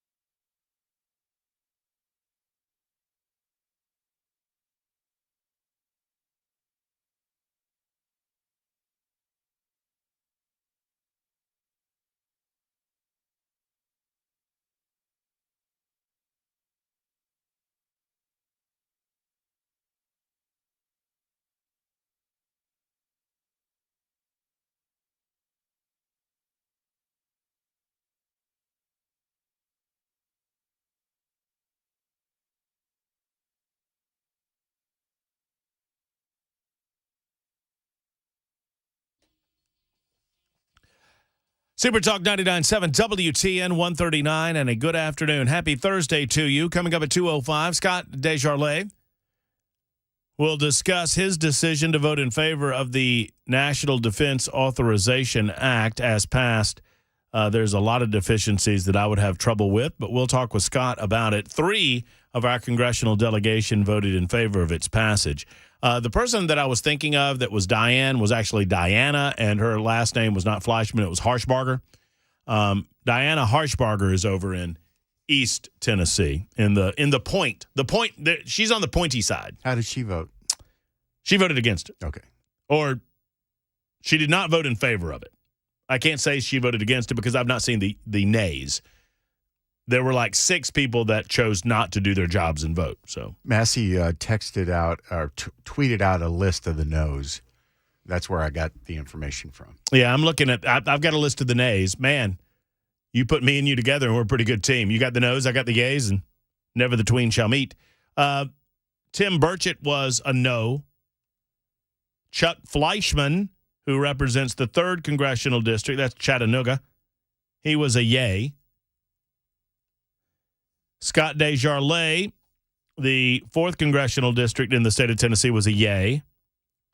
Andy Ogle's a nay. He's, of course, of the 5th District. John Rose, a nay of the 5th District. Mark Green, a nay of the 6th District. Mark Green, 7. He's a nay. David Kustoff was a yay. And Steve Cohen was a nay. So there are your votes in the Tennessee delegation. Why do we care about any of this? Well, it's a sweeping legislation. Now, it does authorize a 5.2% pay increase for members of the military, the largest raise for service members in more than 2 decades, a raise that sadly we cannot afford because we're busy spending money on holiday decorations for the White House and the like. According to the report that I'm reading from, in a move that angered some lawmakers, the bill will also include a short-term extension that permits warrantless surveillance of foreign nationals. That would be the FISA court. Supporters argue it's critical for safeguarding national security, but it's come under criticism for some lawmakers for alleged misuse. It has been misused. It's what was used to spy on Donald Trump during the 2016 presidential campaign. The law, Section 702 of the FISA Act, or FISA, as it's known, allows the United States government to obtain intelligence by collecting communications records of foreign persons based overseas who are using U.S.-based communication services and includes spying and surveilling United States citizens. And I was reading somewhere, and I don't understand the full context, but apparently Johnson suspended the rules to get this to the floor. Yeah, I guess so. So that makes things a little suspicious to me. I'm going to try to keep my frustration at bay when we talk to Desjardins. No rhyme intended. And I'll try to figure out why a conservative or why a Republican would support this, especially considering that it included FISA money. And you know what? I want my military personnel to be paid properly, but we cannot continue to spend fake money. Until we get the rest of the budget under control, we cannot continue to overspend. And once again, I want you to have the money, but I hope that you understand that we cannot continue to print money to pay you additional funds without finding savings at some point. It's unsustainable. The legislation, according to the summary of the bill, from the Republican-led House Armed Services Committee, the bill would also put in place a watchdog to oversee U.S. aid to Ukraine in the form of a special inspector general. I don't think that'll come to anything. As well as set up a collection at the National Archives of government records on unidentified phenomena commonly known as UFOs that will be accessible to the public. I don't think that'll come to anything either. Just kind of a side note on the story. The biggest controversy in this was that there is no funding for border security. You cannot support FISA without explaining to me why you did not insist on having border security money in there. So Scott will defend himself coming up in just a couple of minutes on this front. Looking forward to that conversation. Also looking forward to Fox News reporting on this at all. I mean, maybe they've got it in the political section. Let's see. stand by, patiently waiting for my landline computer to catch up to my laptop computer. I'm fascinated that Fox News doesn't have anything on this right now. Maybe I'm reading it wrong. They have nothing on their front page about this. This is a big deal. Maybe they don't consider it a big deal. I don't know. At least as far as I can see, they've got nothing on it. They have said they do have a story up about brokering a deal on southern border security before the Christmas break. A group of bipartisan negotiators are trying to strike a deal to add stronger border security provisions to the $1 billion-plus national security supplement request from the White House. However, it's unlikely Congress will give its stamp of approval before January. We don't know. I don't know that we've got enough time to process if the deal came together. You know, I am sick to death. I've had it up to my teeth in hearing, we don't have enough time. We don't have enough time. These SOBs work 3 days a week. They don't have enough time. Stay up there. Sleep in your office. You applied for the job. And now you complain every opportunity you get about not having enough time. And I mean, I've told the story in the past, and I've told it enough that I'm sick of telling it. Republicans they whine. They just, say what you will about Democrats. I think they're scummy people with no conscience, no soul. But they don't whine like Republicans, man. We don't have enough, man. We don't have the White House. If we just had the White House, we could do something about all this. And then you give them the White House. Well, we don't have both houses of Congress. And, we've got to have both houses of Congress in order to do something. And so you give them both houses of Congress. Well, we don't have a supermajority in the Senate, man. We've got to have 60 in the Senate. If we don't have 60 in the Senate, they could filibuster. Ugh. Enough to make you want to retch. I mean, really. Good Lord. Was there a specific member you were trying to imitate? No. That's just my voice for whiny, complaining, do-nothing politicians. Boy, they take a different tone when it's time to vote, don't they? Oh, yeah, they're going to crush big My government. name is Matt Murphy, and no offense to Andy, but is he the most performing member of Congress? That's what he keeps saying. That's a pretty low bar, though, man. Come on. That's true. Everybody is standing around and I can't do anything. I'm so sorry. Just a bunch of It's only 435 of them in the House. Well, you can't expect us to do anything until we get the two. They did that when I remember it was during the Bush administration. And they complained and complained. And then finally we gave them a Senate majority, and they still complain. We don't have enough. We don't have enough. What the hell do you want me to do? I can't convince these morons out in California to vote Republican. What do you expect? Well, McConnell just uses that as his scapegoat excuse. Yes. His scapegoat, do nothing, go to every party imaginable, attend every holiday gathering imaginable. Boy, they're at the White House ceremony. They're making fun. They're making merry. They're drinking eggnog. They're having a great time. Meantime, you and I are less secure than we were when I started this radio show.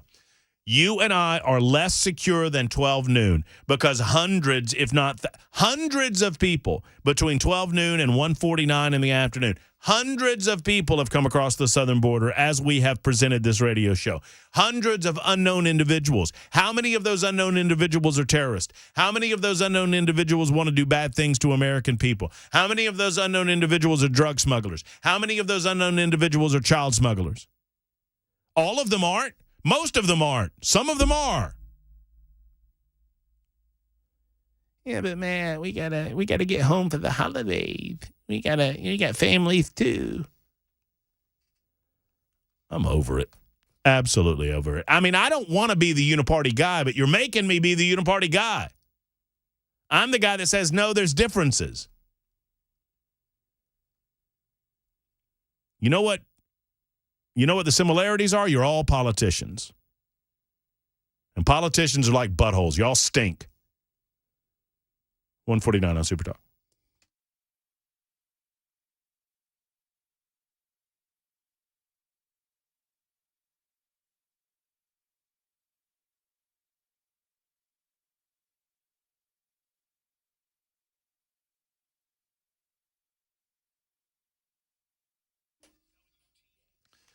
Everyone's saying that was Cartman, that I kind of sounded like Cartman when I was doing the Republicans in Washington, D.C. Maybe so. Maybe so.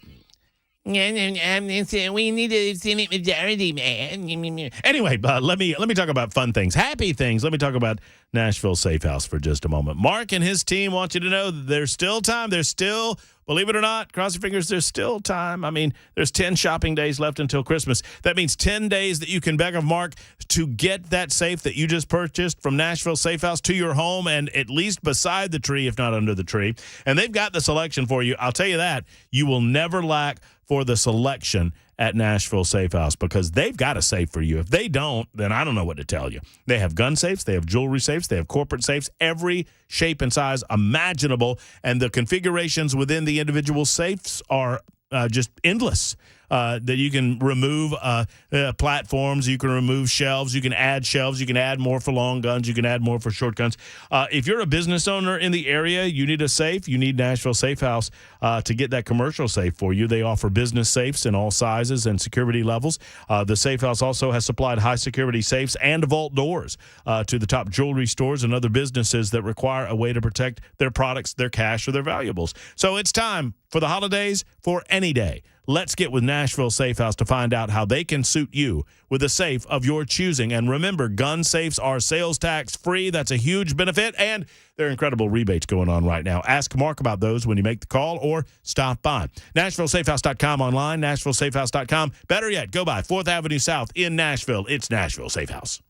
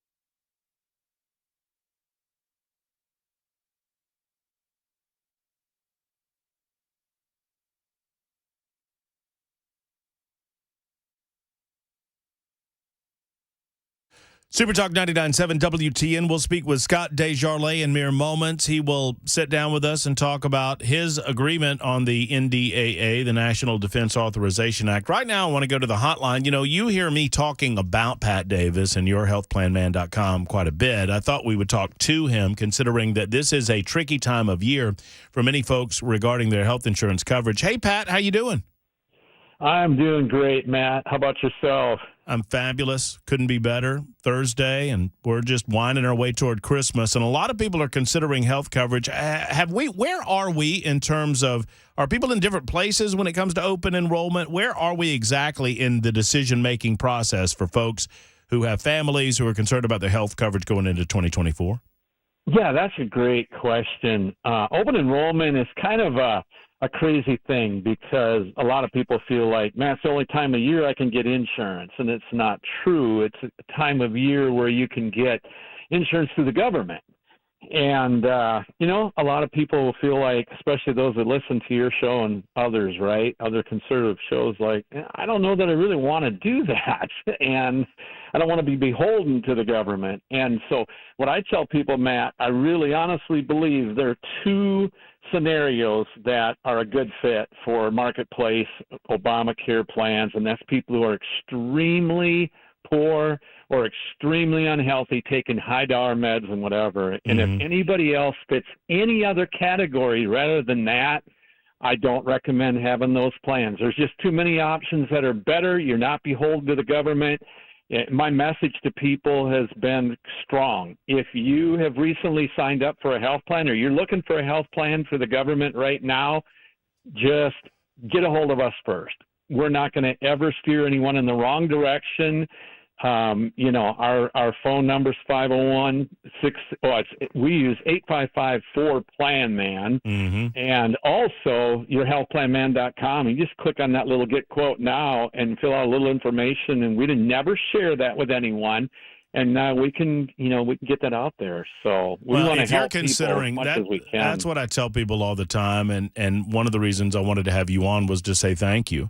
Because you helped my family recently, and you were so great, and I experienced it for myself, and I can speak with – I've always spoken with authority since the first time that you and I talked on the phone, but now I see it. The reality has hit home that people need to call you.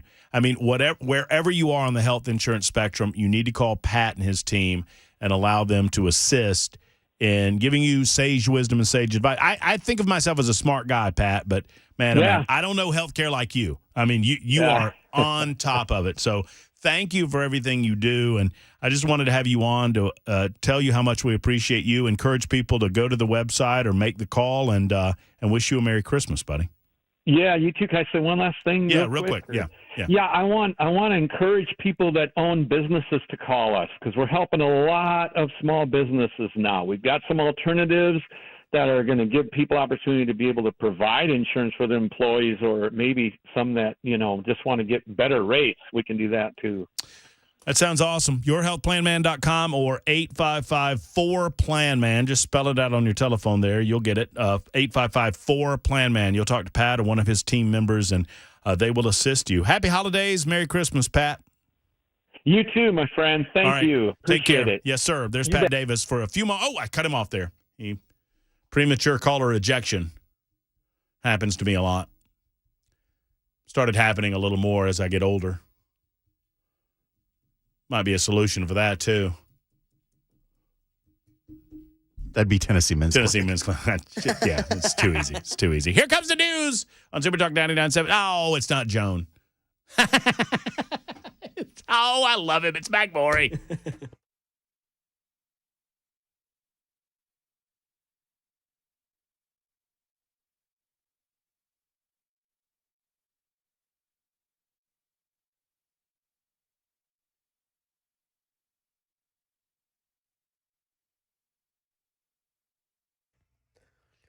.201, I'm Mac Morey with your top stories. Right now, 59 degrees, a sunny, calm day on Music Row. Weather forecast coming up in just a couple minutes. Starting in the nation's capital, the House has passed the National Defense Authorization Act, or NDAA, a 310-218 vote. There were 73 Republicans, 45 Democrats who were against the bill. And the bill authorizes $886 billion in national defense funding, an increase of $28 billion over last year. It also signifies the approval of a 5.2% pay raise for members of the military, which is the largest raise for service members in more than 2 decades. It also includes a short-term extension of Section 702 of the Foreign Intelligence Surveillance Act, which is seen by Republicans as a threat to the privacy of ordinary Americans. Tennessee Representative Scott Desjardins was one who voted for the measure, and he joins the Matt Murphy Show at 2:05 live right here on Super Talk 99.7 WTN.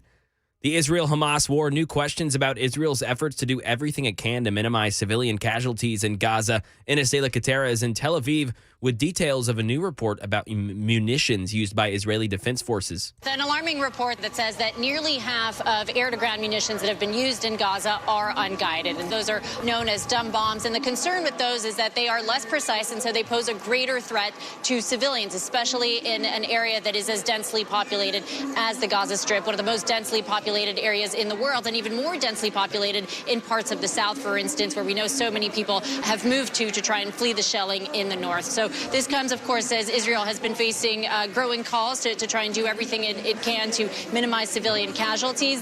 And this also raises concerns about the 135 hostages who remain in Gaza. And that is the latest news. Weather's next. I'm Mac Morey, WTN News.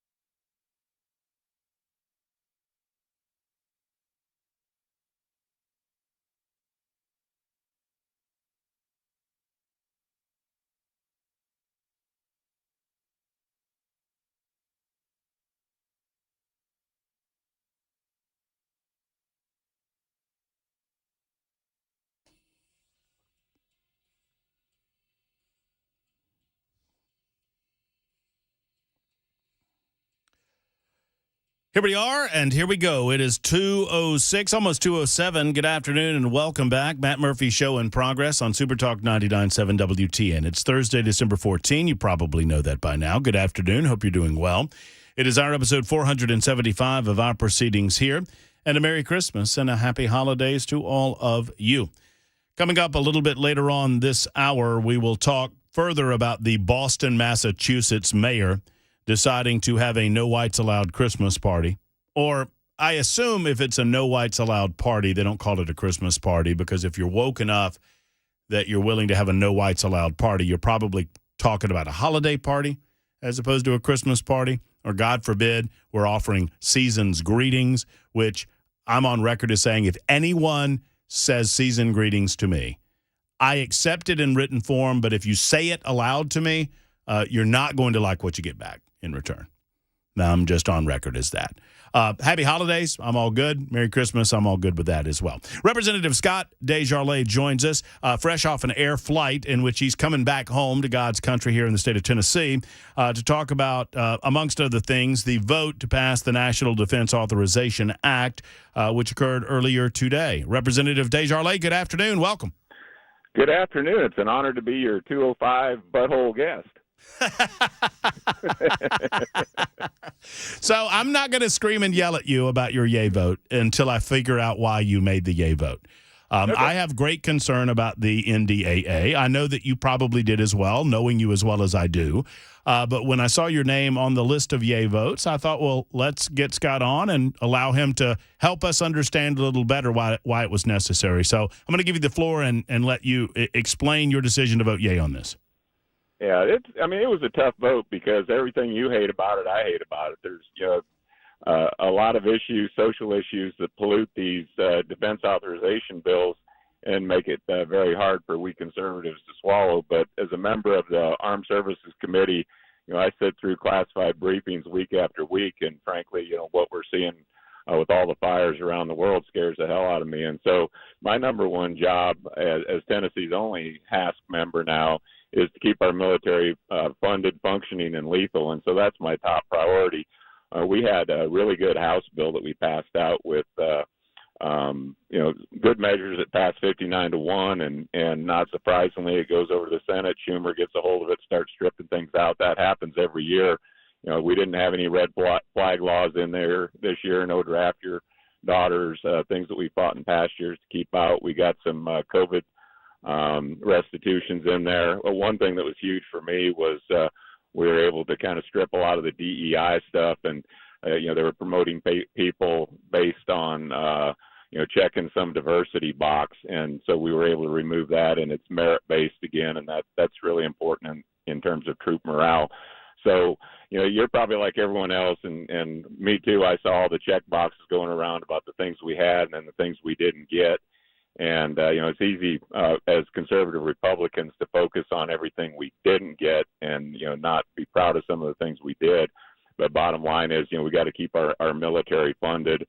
And, I talk to a lot of active duty military people, and it's interesting. They don't like a lot of these social issues either. I mean, we shouldn't pay for a single sex transition surgery. Absolutely ridiculous. We shouldn't pay for travel funding for abortion. But you just voted to do that. Okay, I voted to do a lot of things. It's a big bill, and I just need to note. I don't mean to interrupt your explanation, but I mean the bill continues to allow for taxpayer funded transition, right? Transgender services. Yeah.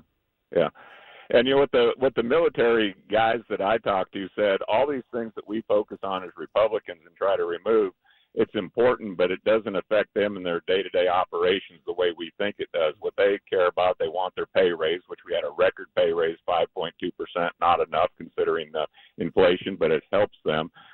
They care about having good equipment, and they care about us not getting them killed in some meaningless war. So that's their priorities. And, we'll continue to work on all these things we didn't get. And I promise all the things that Heritage scored against. I had a 100% score with Heritage. I guess I'm going to be a 98 now. But I feel it's my responsibility. Apparently, both of our senators, Haggerty and Blackburn, did as well. They voted for this. The Senate passed at 87-13. The House passed at 300 and something to 100. It's, again, as Republicans, we can continue to focus on what we don't get and tell the world how bad we suck, but that doesn't help us going into 2024. Well, there's a long list, Scott, of things that I have concern with about the legislation. I mean, obviously, it's an almost $1 trillion package. It's $886 billion. The main issue that I have is that we're spending money that we don't have. right? I mean, with every authorization that you guys vote on, without considering the fact that we're $34 trillion in debt, you are moving us closer to ceasing to exist as a country. So you can talk all you want about readying the military or preparing the military, but if you don't consider that we are $34 trillion in debt in every single thing you do, then you're moving us closer to not existing as a country, in my opinion. Right. Yeah, no, I mean, I do worry about that every single day, and you're not wrong. I'm not arguing with you. We agree probably on every point that you don't like, but bottom line is we have to have a military that functions. We have readiness issues. We have recruitment issues, and yeah, it is too much money. I think we had a bill to audit the DOD a few years back because I think they waste money. But our number one priority, in my mind, as a government, is to provide for a strong national defense. So that's important. I'm guessing you would have voted no. I mean, I'd love to throw back. You're not in the job that I'm in, but what would you have done different? Would you have voted no? And if you voted no, how would you fix it? I would demand that the Republican majority in the House of Representatives stay in Washington, D.C. until we get southern border security as a condition of my yes vote. Yeah, I mean, that's mind-boggling to me that the biggest threat we face right now is our southern border. And did you as a representative demand that you stay in Washington, D.C. Could Mike Johnson, the Speaker of the House, not have kept the House of Representatives in session? Yes or no? Okay. All right. He can, and we may go back next week and have a vote on this, but it's probably going to be a watered-down, crappy bill they're negotiating over in the Senate, and they're wanting to get excuse me, Scott, like this watered-down, crappy bill that you just voted yes on?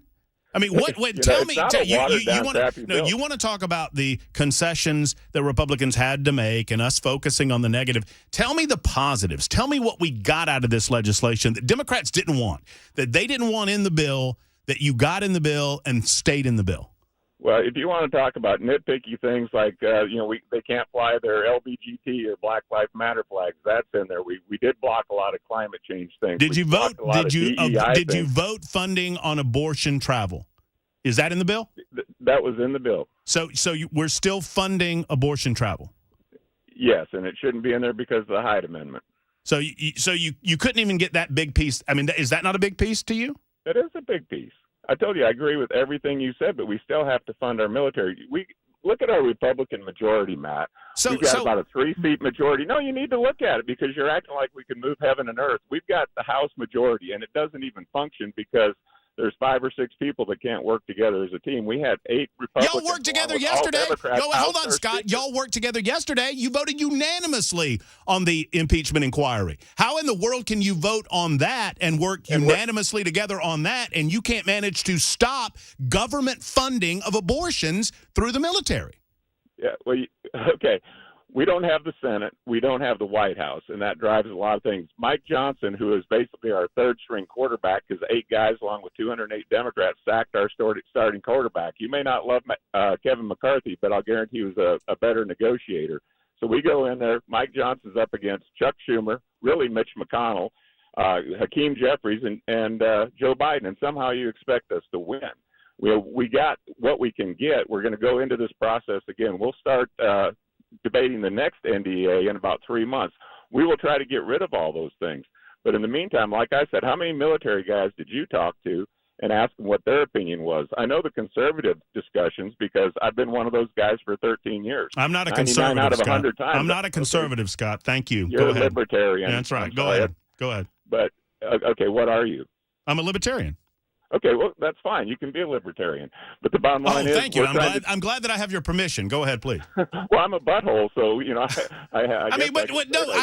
I predicted what you're saying. I predicted it last hour, Scott, that you whine and complain about not having the majorities that you need to do the things that you claim to want to do. I've heard this for 25 years. If Republicans have the House, they need the Senate. If they have the Senate, they need the White House. If they have all 3, they need a supermajority in the Senate. Otherwise, Democrats filibuster. We continue to lose, and you guys continue to excuse the losing by saying that we're not doing our job sending more Republicans to Washington, D.C., yet Republicans that we send there continuously lose. It ticks me off, Scott.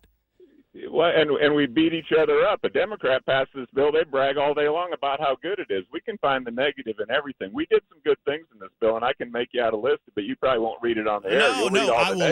I will give you unfettered access to the airwaves to tell me, list off the good that this bill does. Okay, and I will do that. I'll get you that list because I know we don't have time to. You don't have it. Excuse me. I'm giving you the airtime right now to do it right now. Okay, we got a 5.2% pay raise for our troops. Promotions are going to be based on merit rather than diversity, equity, inclusion things. Several other diversity, equity, inclusion that decreases morale. How do you like to be? My son went to the Naval Academy. Probably 16 leadership roles, 15 out of 16 went to somebody because they checked a diversity box. That's demoralizing. That was huge to get rid of that. We got some COVID restitution back in there where people can get back in the military when they chose that they didn't want to get the shot. We got rid of critical race theory in the classrooms. You know, they talk about drag shows. Some argue it's in there, some isn't. I don't think drag shows is a big threat to our national security. We funded all kinds of critical priorities that will help our readiness and help our recruiting. And those are things that matter. And I sit there and do that in a committee day in and day in, week in, week out, listen to the briefings, listen to what's going on around the real room. But you'll sit there and armchair quarterback me and not trust my judgment, even though I've been a great conservative. You have me on the show. You asked me to come on today. I knew figuring you'd probably blister me, but here I am. And so, you know, you can have the opinions, and I respect those, and I try really hard to help with your libertarian values, you and Tom Massey and others. You know, that's fine. But we did a lot of good things here, and we have limited capability because we don't have a big majority. We lost a lot of seats in this last election because we tried to put two conservative members in swing seats. And it's a fact of life that we have moderates in this country. They're not all like Tennessee. We have districts that are purple states, and we put conservative candidates. Trump put candidates in Georgia and other states that we lost because you didn't look at the realistic situation on the ground. So, you know, I don't think in 13 years I've changed my conservative principles, but you have to change your strategy to get done what you can get done, and it's difficult right now. Well, you see the dysfunction. I'm very frustrated with the dysfunction in Washington too, Matt. I am too, and I yell at you because you're the only one that I can yell at because you came on. I'm right. So this is not, and I hope and I think you know this, Scott. This isn't personal against you. I'm frustrated, and I'm taking out my frustration on you, and part of that is because of the yay vote, but I value the fact that you knew we would disagree on this and you still chose to come on. So I want to make sure that everyone hears that and that you hear that, Representative, that I very much value the fact that you're willing to come on and you're willing to have these disagreements, and I don't want to discount that because it is important. Yeah. Well, the thing is, Matt, I mean, we're still going to be friends, and I'm not upset at all that we have these tough conversations. That's my job. It's easy. You know, the last 4 years in the minority, we didn't take a tough vote. It's easy to vote no. When you have to vote yes, that's what's tough. Last time I took a tough vote was in March of 2017 when we tanked the Republican health care bill when Trump took office. I lost sleep over that. I had heartburn, talked to my wife all night. This bill was the same way all weekend. I sat there and went back and forth, and really it was talking to the troops that changed my mind, because they said, we care about those things as civilians, but as soldiers operationally, they don't bother us as much as they do you guys. Get us good equipment, get us paid, and, make sure that you don't put us in a bad situation. So that meant a lot to me, talking to the guys that are actually out there doing this. Let me get your thought on one or two other things before we have to say goodbye. And once again, Scott Desjardins is on with us, willing to come on. Knew I disagreed with his yes vote, agreed to come on. Either way, to defend that vote and explain it.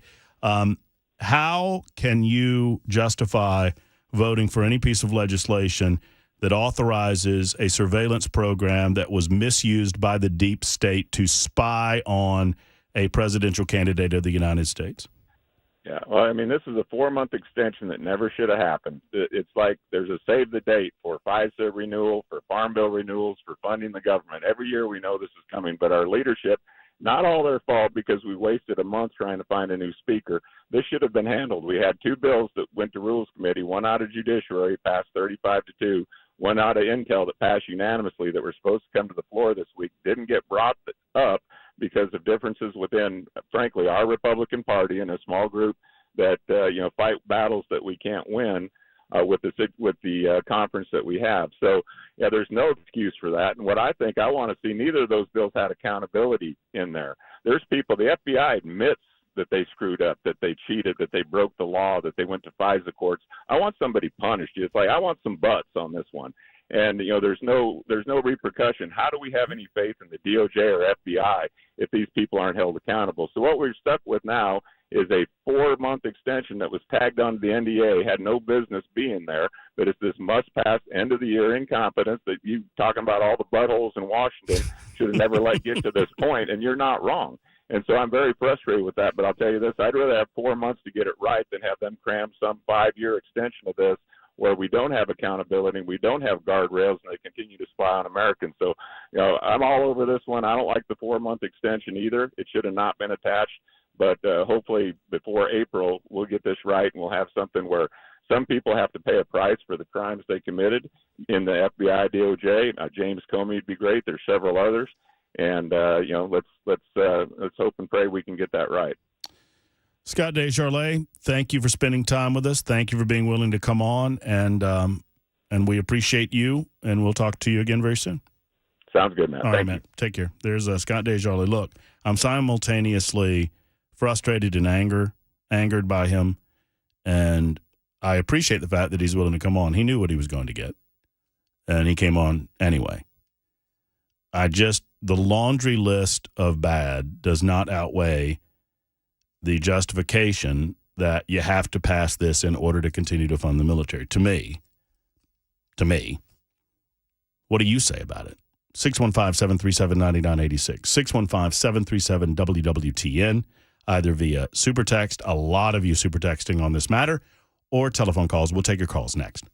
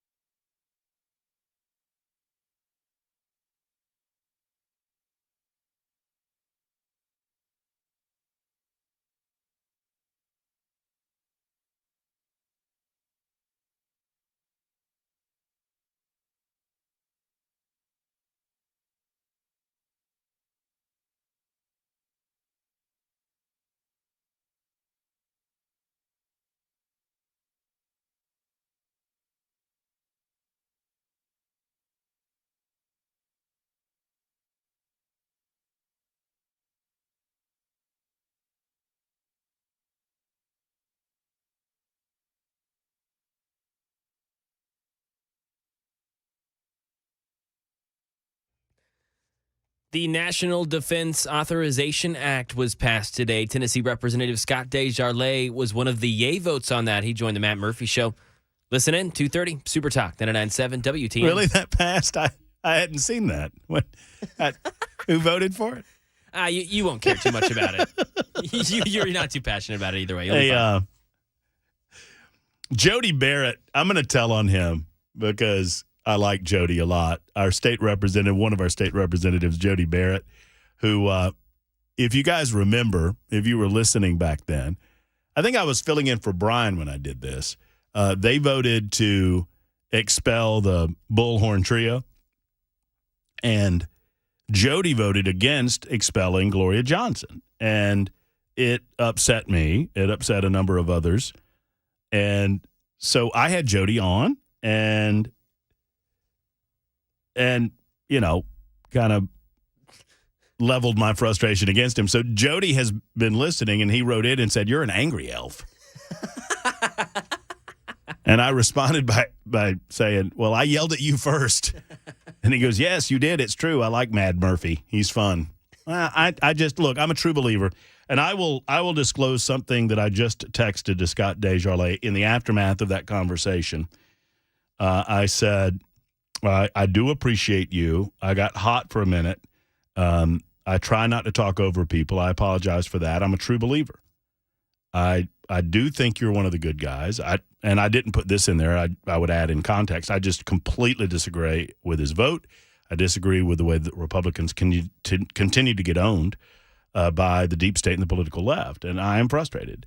And Scott responded, and I think I can share this. And he said, "I get it. I deserve some heat. It was difficult to choke down, but I had to do what it was in my heart to do." And I don't disagree with that. I do disagree with the vote. I disagree with what you gave up to get where you were. And a lot of you agree with me.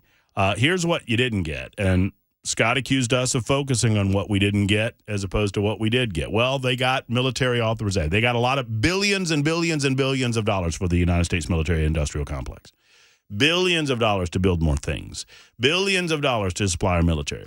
Military raises. And look, we could argue that those are all good things. For me, the military budget is not a sacred cow. The National Defense Authorization Act is not sacred ground to me.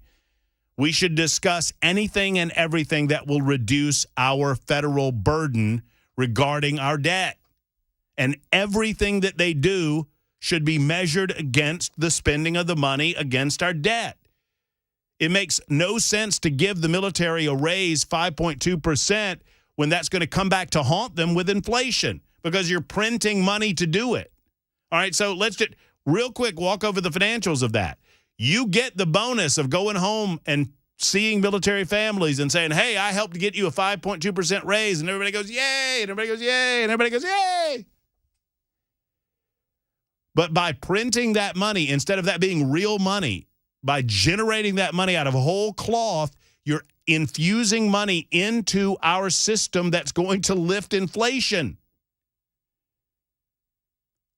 Doing that's what caused this inflationary rate where we are today.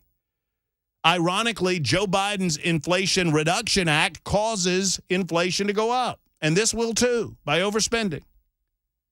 In part. It's a small part, but it is a part, and every part matters. We'll get to your thoughts on all of this coming up in moments right after the news. It's time. It's 2:31 on Super Talk 99.7 WTN.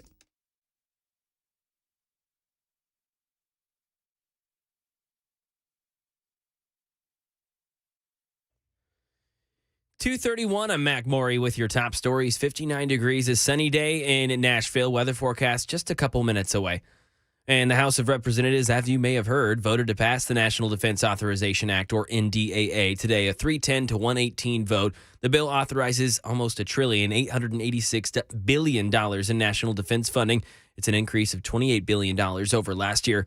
It also includes a short-term extension of Section 702 of the Foreign Intelligence Surveillance Act, which is seen by some Republicans as a threat to the privacy of ordinary Americans.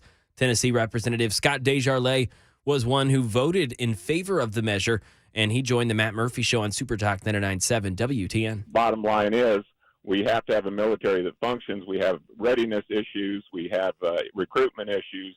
And yeah, it is too much money. I think we had a bill to audit the DOD a few years back because I think they waste money.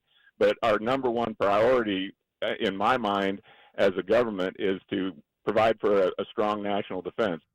And this bill also guaranteed that promotions will be based on merit rather than checking any DEI box. The vote for the next NDAA will be in about 4 months. Right now in Tennessee, victims of the tornado outbreak are now eligible for federal assistance. President Biden gave the green light yesterday. Anyone needing assistance in 4 counties, Davidson, Dixon, Montgomery, and Sumner counties, can apply for federal help with housing and home repairs, uninsured property losses, and other programs. And the latest tech company to face major layoffs is the autonomous car firm Cruise, a division of General Motors.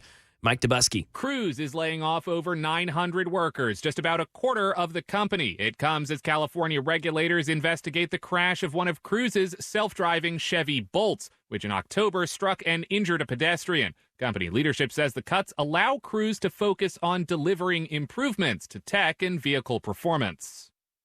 And earlier this week, the board of Cruise dismissed 9 company executives. That is the latest news. Weather's next. I'm Mac Morey, WTN News.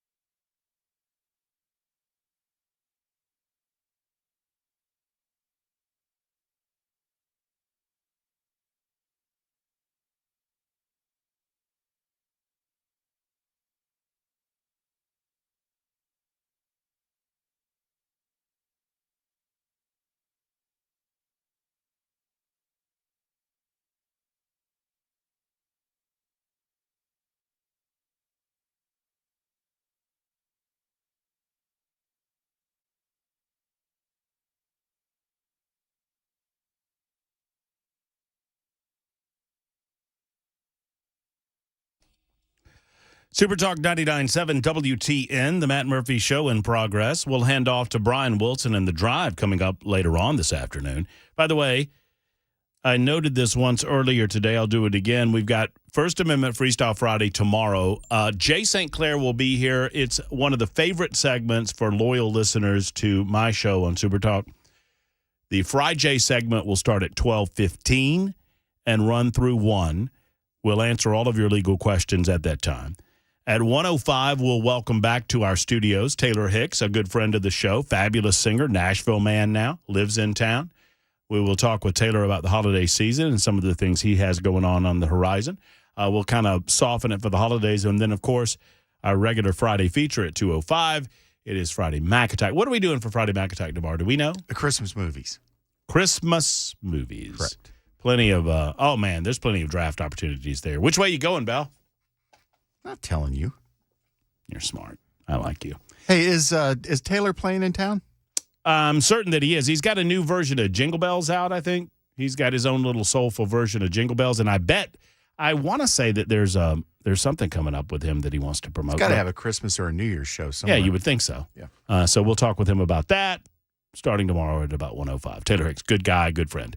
2:40, Super Talk 99.7 WTN. Reaction to our conversation with Scott Desjardins. Here's my beef with it. The military is considered by most in Washington, D.C. to be a sacred cow. I understand that. I understand the necessity of funding the military. But I also understand that there was so much bad about this. I believe that the Republicans could have negotiated better good and eliminated some of the bad. To include, the bill does not block the Pentagon's abortion travel policy. Therefore, it reasserts it. It does not restrict gender-affirming health care for transgender service members and dependents. It does. The one concession that Scott made reference to on DEI, diversity, equity, and inclusion training, it freezes hiring. So it doesn't fire all those DEI personnel that have already been hired. It freezes hiring until, quote, a full accounting of the program and the costs of said program is completed and reported to Congress. Now, think about that for a moment. If you're wondering why I disagree with this legislation, it authorizes to spend money to account for how they've already spent money that should have been accounted for before it was authorized to begin with. Y'all with me? They're spending money. They have no idea if this money is being spent properly or not. There's no accounting for the expenditure of the money. So now they say, don't spend any more of the money until we account for the money you already spent, which we should have accounted for before you spent it in the first place. And yes, I understand many of you are saying that the military is in need of a raise. I get that. I understand it. And I don't begrudge you taking it. And I appreciate the fact that you've gotten it. I'm just telling you what the consequences are of spending money that we do not account for with real dollars coming into the federal treasury. Shane is next up in Columbia. Shane, your thoughts on our conversation with Scott Desjardins? What's up? Yes, sir.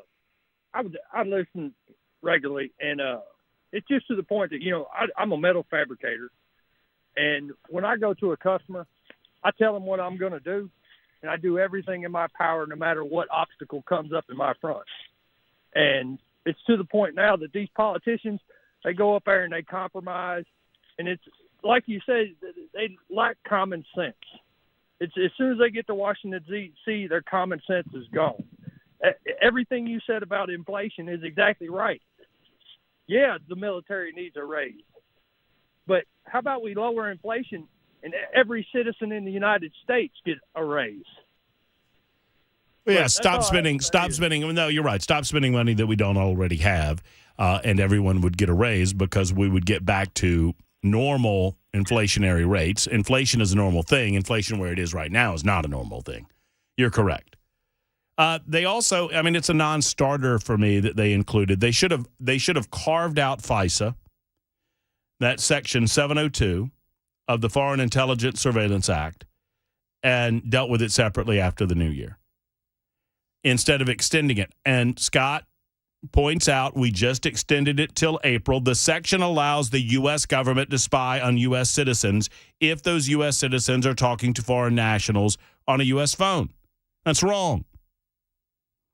It was what justified spying on Trump, a candidate for president of the United States of America. Americans can be spied on without regard for any court in the public signing off on it. And that's wrong. And if it makes the job of the federal government harder to catch the terrorists, then your job just has to be harder. And I know that's hard for some people to hear, but I believe it. You don't compromise the basic foundational principles of the United States of America to make the job of the FBI easier. They have to work under the construct of the Constitution of the United States, not extracurricular to it. And I believe that this has become de facto extracurricular or extra-constitutional behavior. Mike is next in South Pittsburgh. Hey, Mike. Hey, enjoying your show, Matt. Thank you, man. I got a little tidbit of information that you probably already know, but it'll definitely frost you. According to OpenTheBooks.com, this country, we the people, are paying over $1 trillion a year just in interest on the debt. Oh, yeah. Oh, yeah. I mean, I don't know what the exact figure is, but it doesn't surprise me at all that it has reached over $1 trillion to pay interest on the. Say again, Mike? How do you come back from that? Well, you don't. The short answer is you don't. Okay, so here I've long said that the best that we can hope for in the United States, we're never going to pay the $34 trillion back, ever. And I wish that I could tell you that I believe otherwise, but I don't. We can't even manage to stop adding to it at this point. The best that we can hope for, Mike, you and I, is that in our lifetime, we get enough people in government that they see fit to pass a balanced budget amendment and we stop adding to the national debt. We'll never pay it back. Once again, we can't convince people to eat their peas enough to stop adding $1 trillion plus a year to the national debt. And if you look at what our national debt was, 20 years ago versus what it is today, it will shock you how quickly the national debt has increased. Probably not you, Mike, because you've got some of those figures at your fingertips. But I'll give you an example of what I'm talking about. If you go to usdebtclock.org, it's got a lot of figures on there. Have you made yourself familiar with that site, Mike? usdebtclock.org?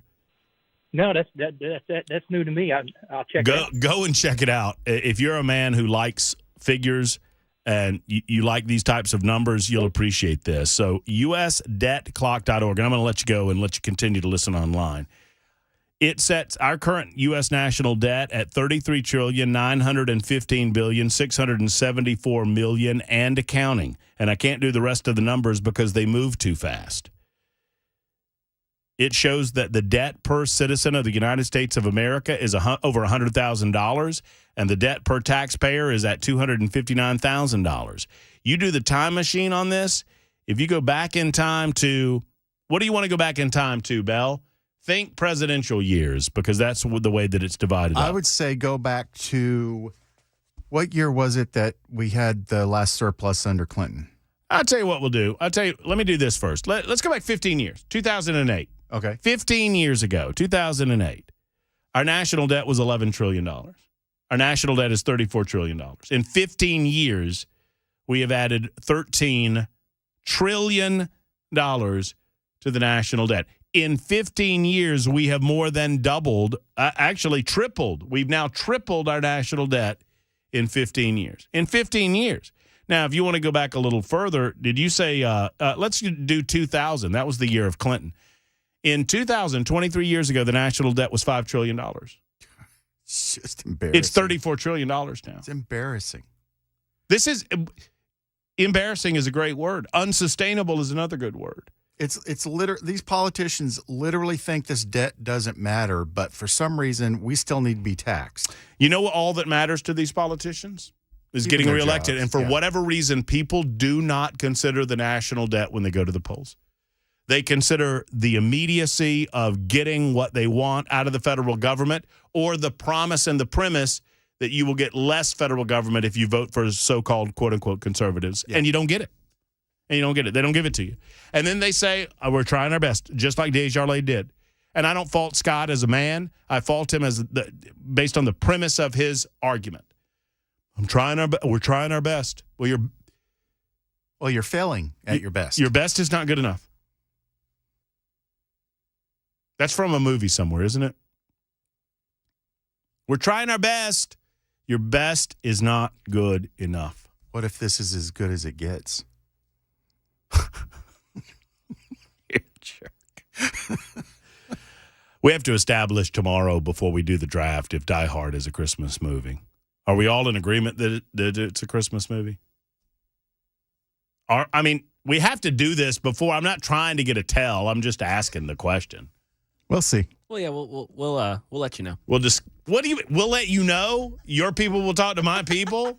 I am my people. No, his people will tell your people what's going on. Oh, boy, oh, boy. I want to get to Mike real quick because it says Mike is active duty, and I appreciate active duty personnel. Thank you, Mike, for your service. How are you, sir? Hello. Doing good. Hope I got it. Hey, I think you're in, Mike. What's that now? Mike, I don't think it's working out for us right now. We've got a little bit of a delay, and I'm in a time crunch. Pick up on Mike and let him know that, Bell. I appreciate you. We'll talk with Brian Wilson coming up in moments. Further reflection on our conversation with Representative Scott Desjardins, who was one of the 3 Republican yes votes in the state of Tennessee on the National Defense Authorization Act. Joining him, Fleischman, that's Chuck Fleischman, and Kustoff, David Kustoff, also voted to authorize. It's 2:50 on Super Talk 99.7 WTN.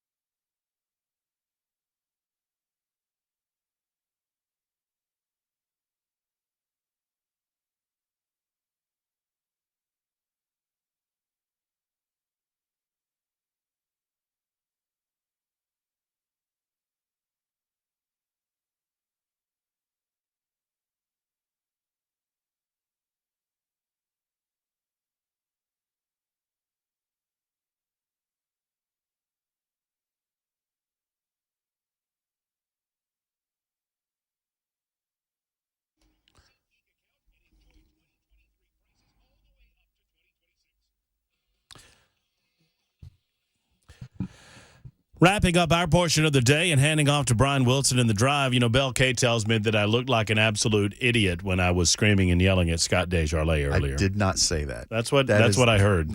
What you hear and what I say are often two different things. I bet I looked like I was off my rocker, which I probably look like that occasionally every single day. Brian Wilson is never off his rocker. He's right on point. He was right on point yesterday. I loved listening to your story yesterday about what was it called? The swamp pit outside of the Senate? The swamp site. I mean, swamp site. There you go. The story is cool. that I was chairman of the Radio TV Correspondents Association, and I was the sort of one of the liaisons between reporters and the institution of Congress and the Senate and the House. And as such, I complained to the Capitol architect that we were tired of being in the mud. and the Capitol architect was a real cute guy, a little bow tie, just like you might imagine. Comes down and takes a look at it and says, okay, we'll fix that. And about a week later, there was a brick patio. And I called him up and said, thanks, where's the hibachi? No hibachi coming. No hibachi forthcoming. Yeah. What is forthcoming on the drive, Brian? Well, I'm going to start off with woke news because this story out of Boston just chaps me like you cannot believe, where you had a mayor who decided to have a party only for elected members of color. The problem is they sent the invitation to everyone, and they found out about it. And now, can you imagine, how did this ever get past their DEI person there in Boston? You know they got one. Diversity, equity, inclusion? No, not when it comes to Christmas parties. Oh, well, I bet they don't call it a Christmas party either, Brian. I was saying earlier, I bet that is a holiday party. Gathering. That's right. Right. There you go. Well, we look forward to that. We look forward to you. I don't want to step on your time, so we're out of hours. Here comes Brian Wilson in the drive next on Super Talk 99.7 WTN, right after Mac Maury's newscast, and that's coming now.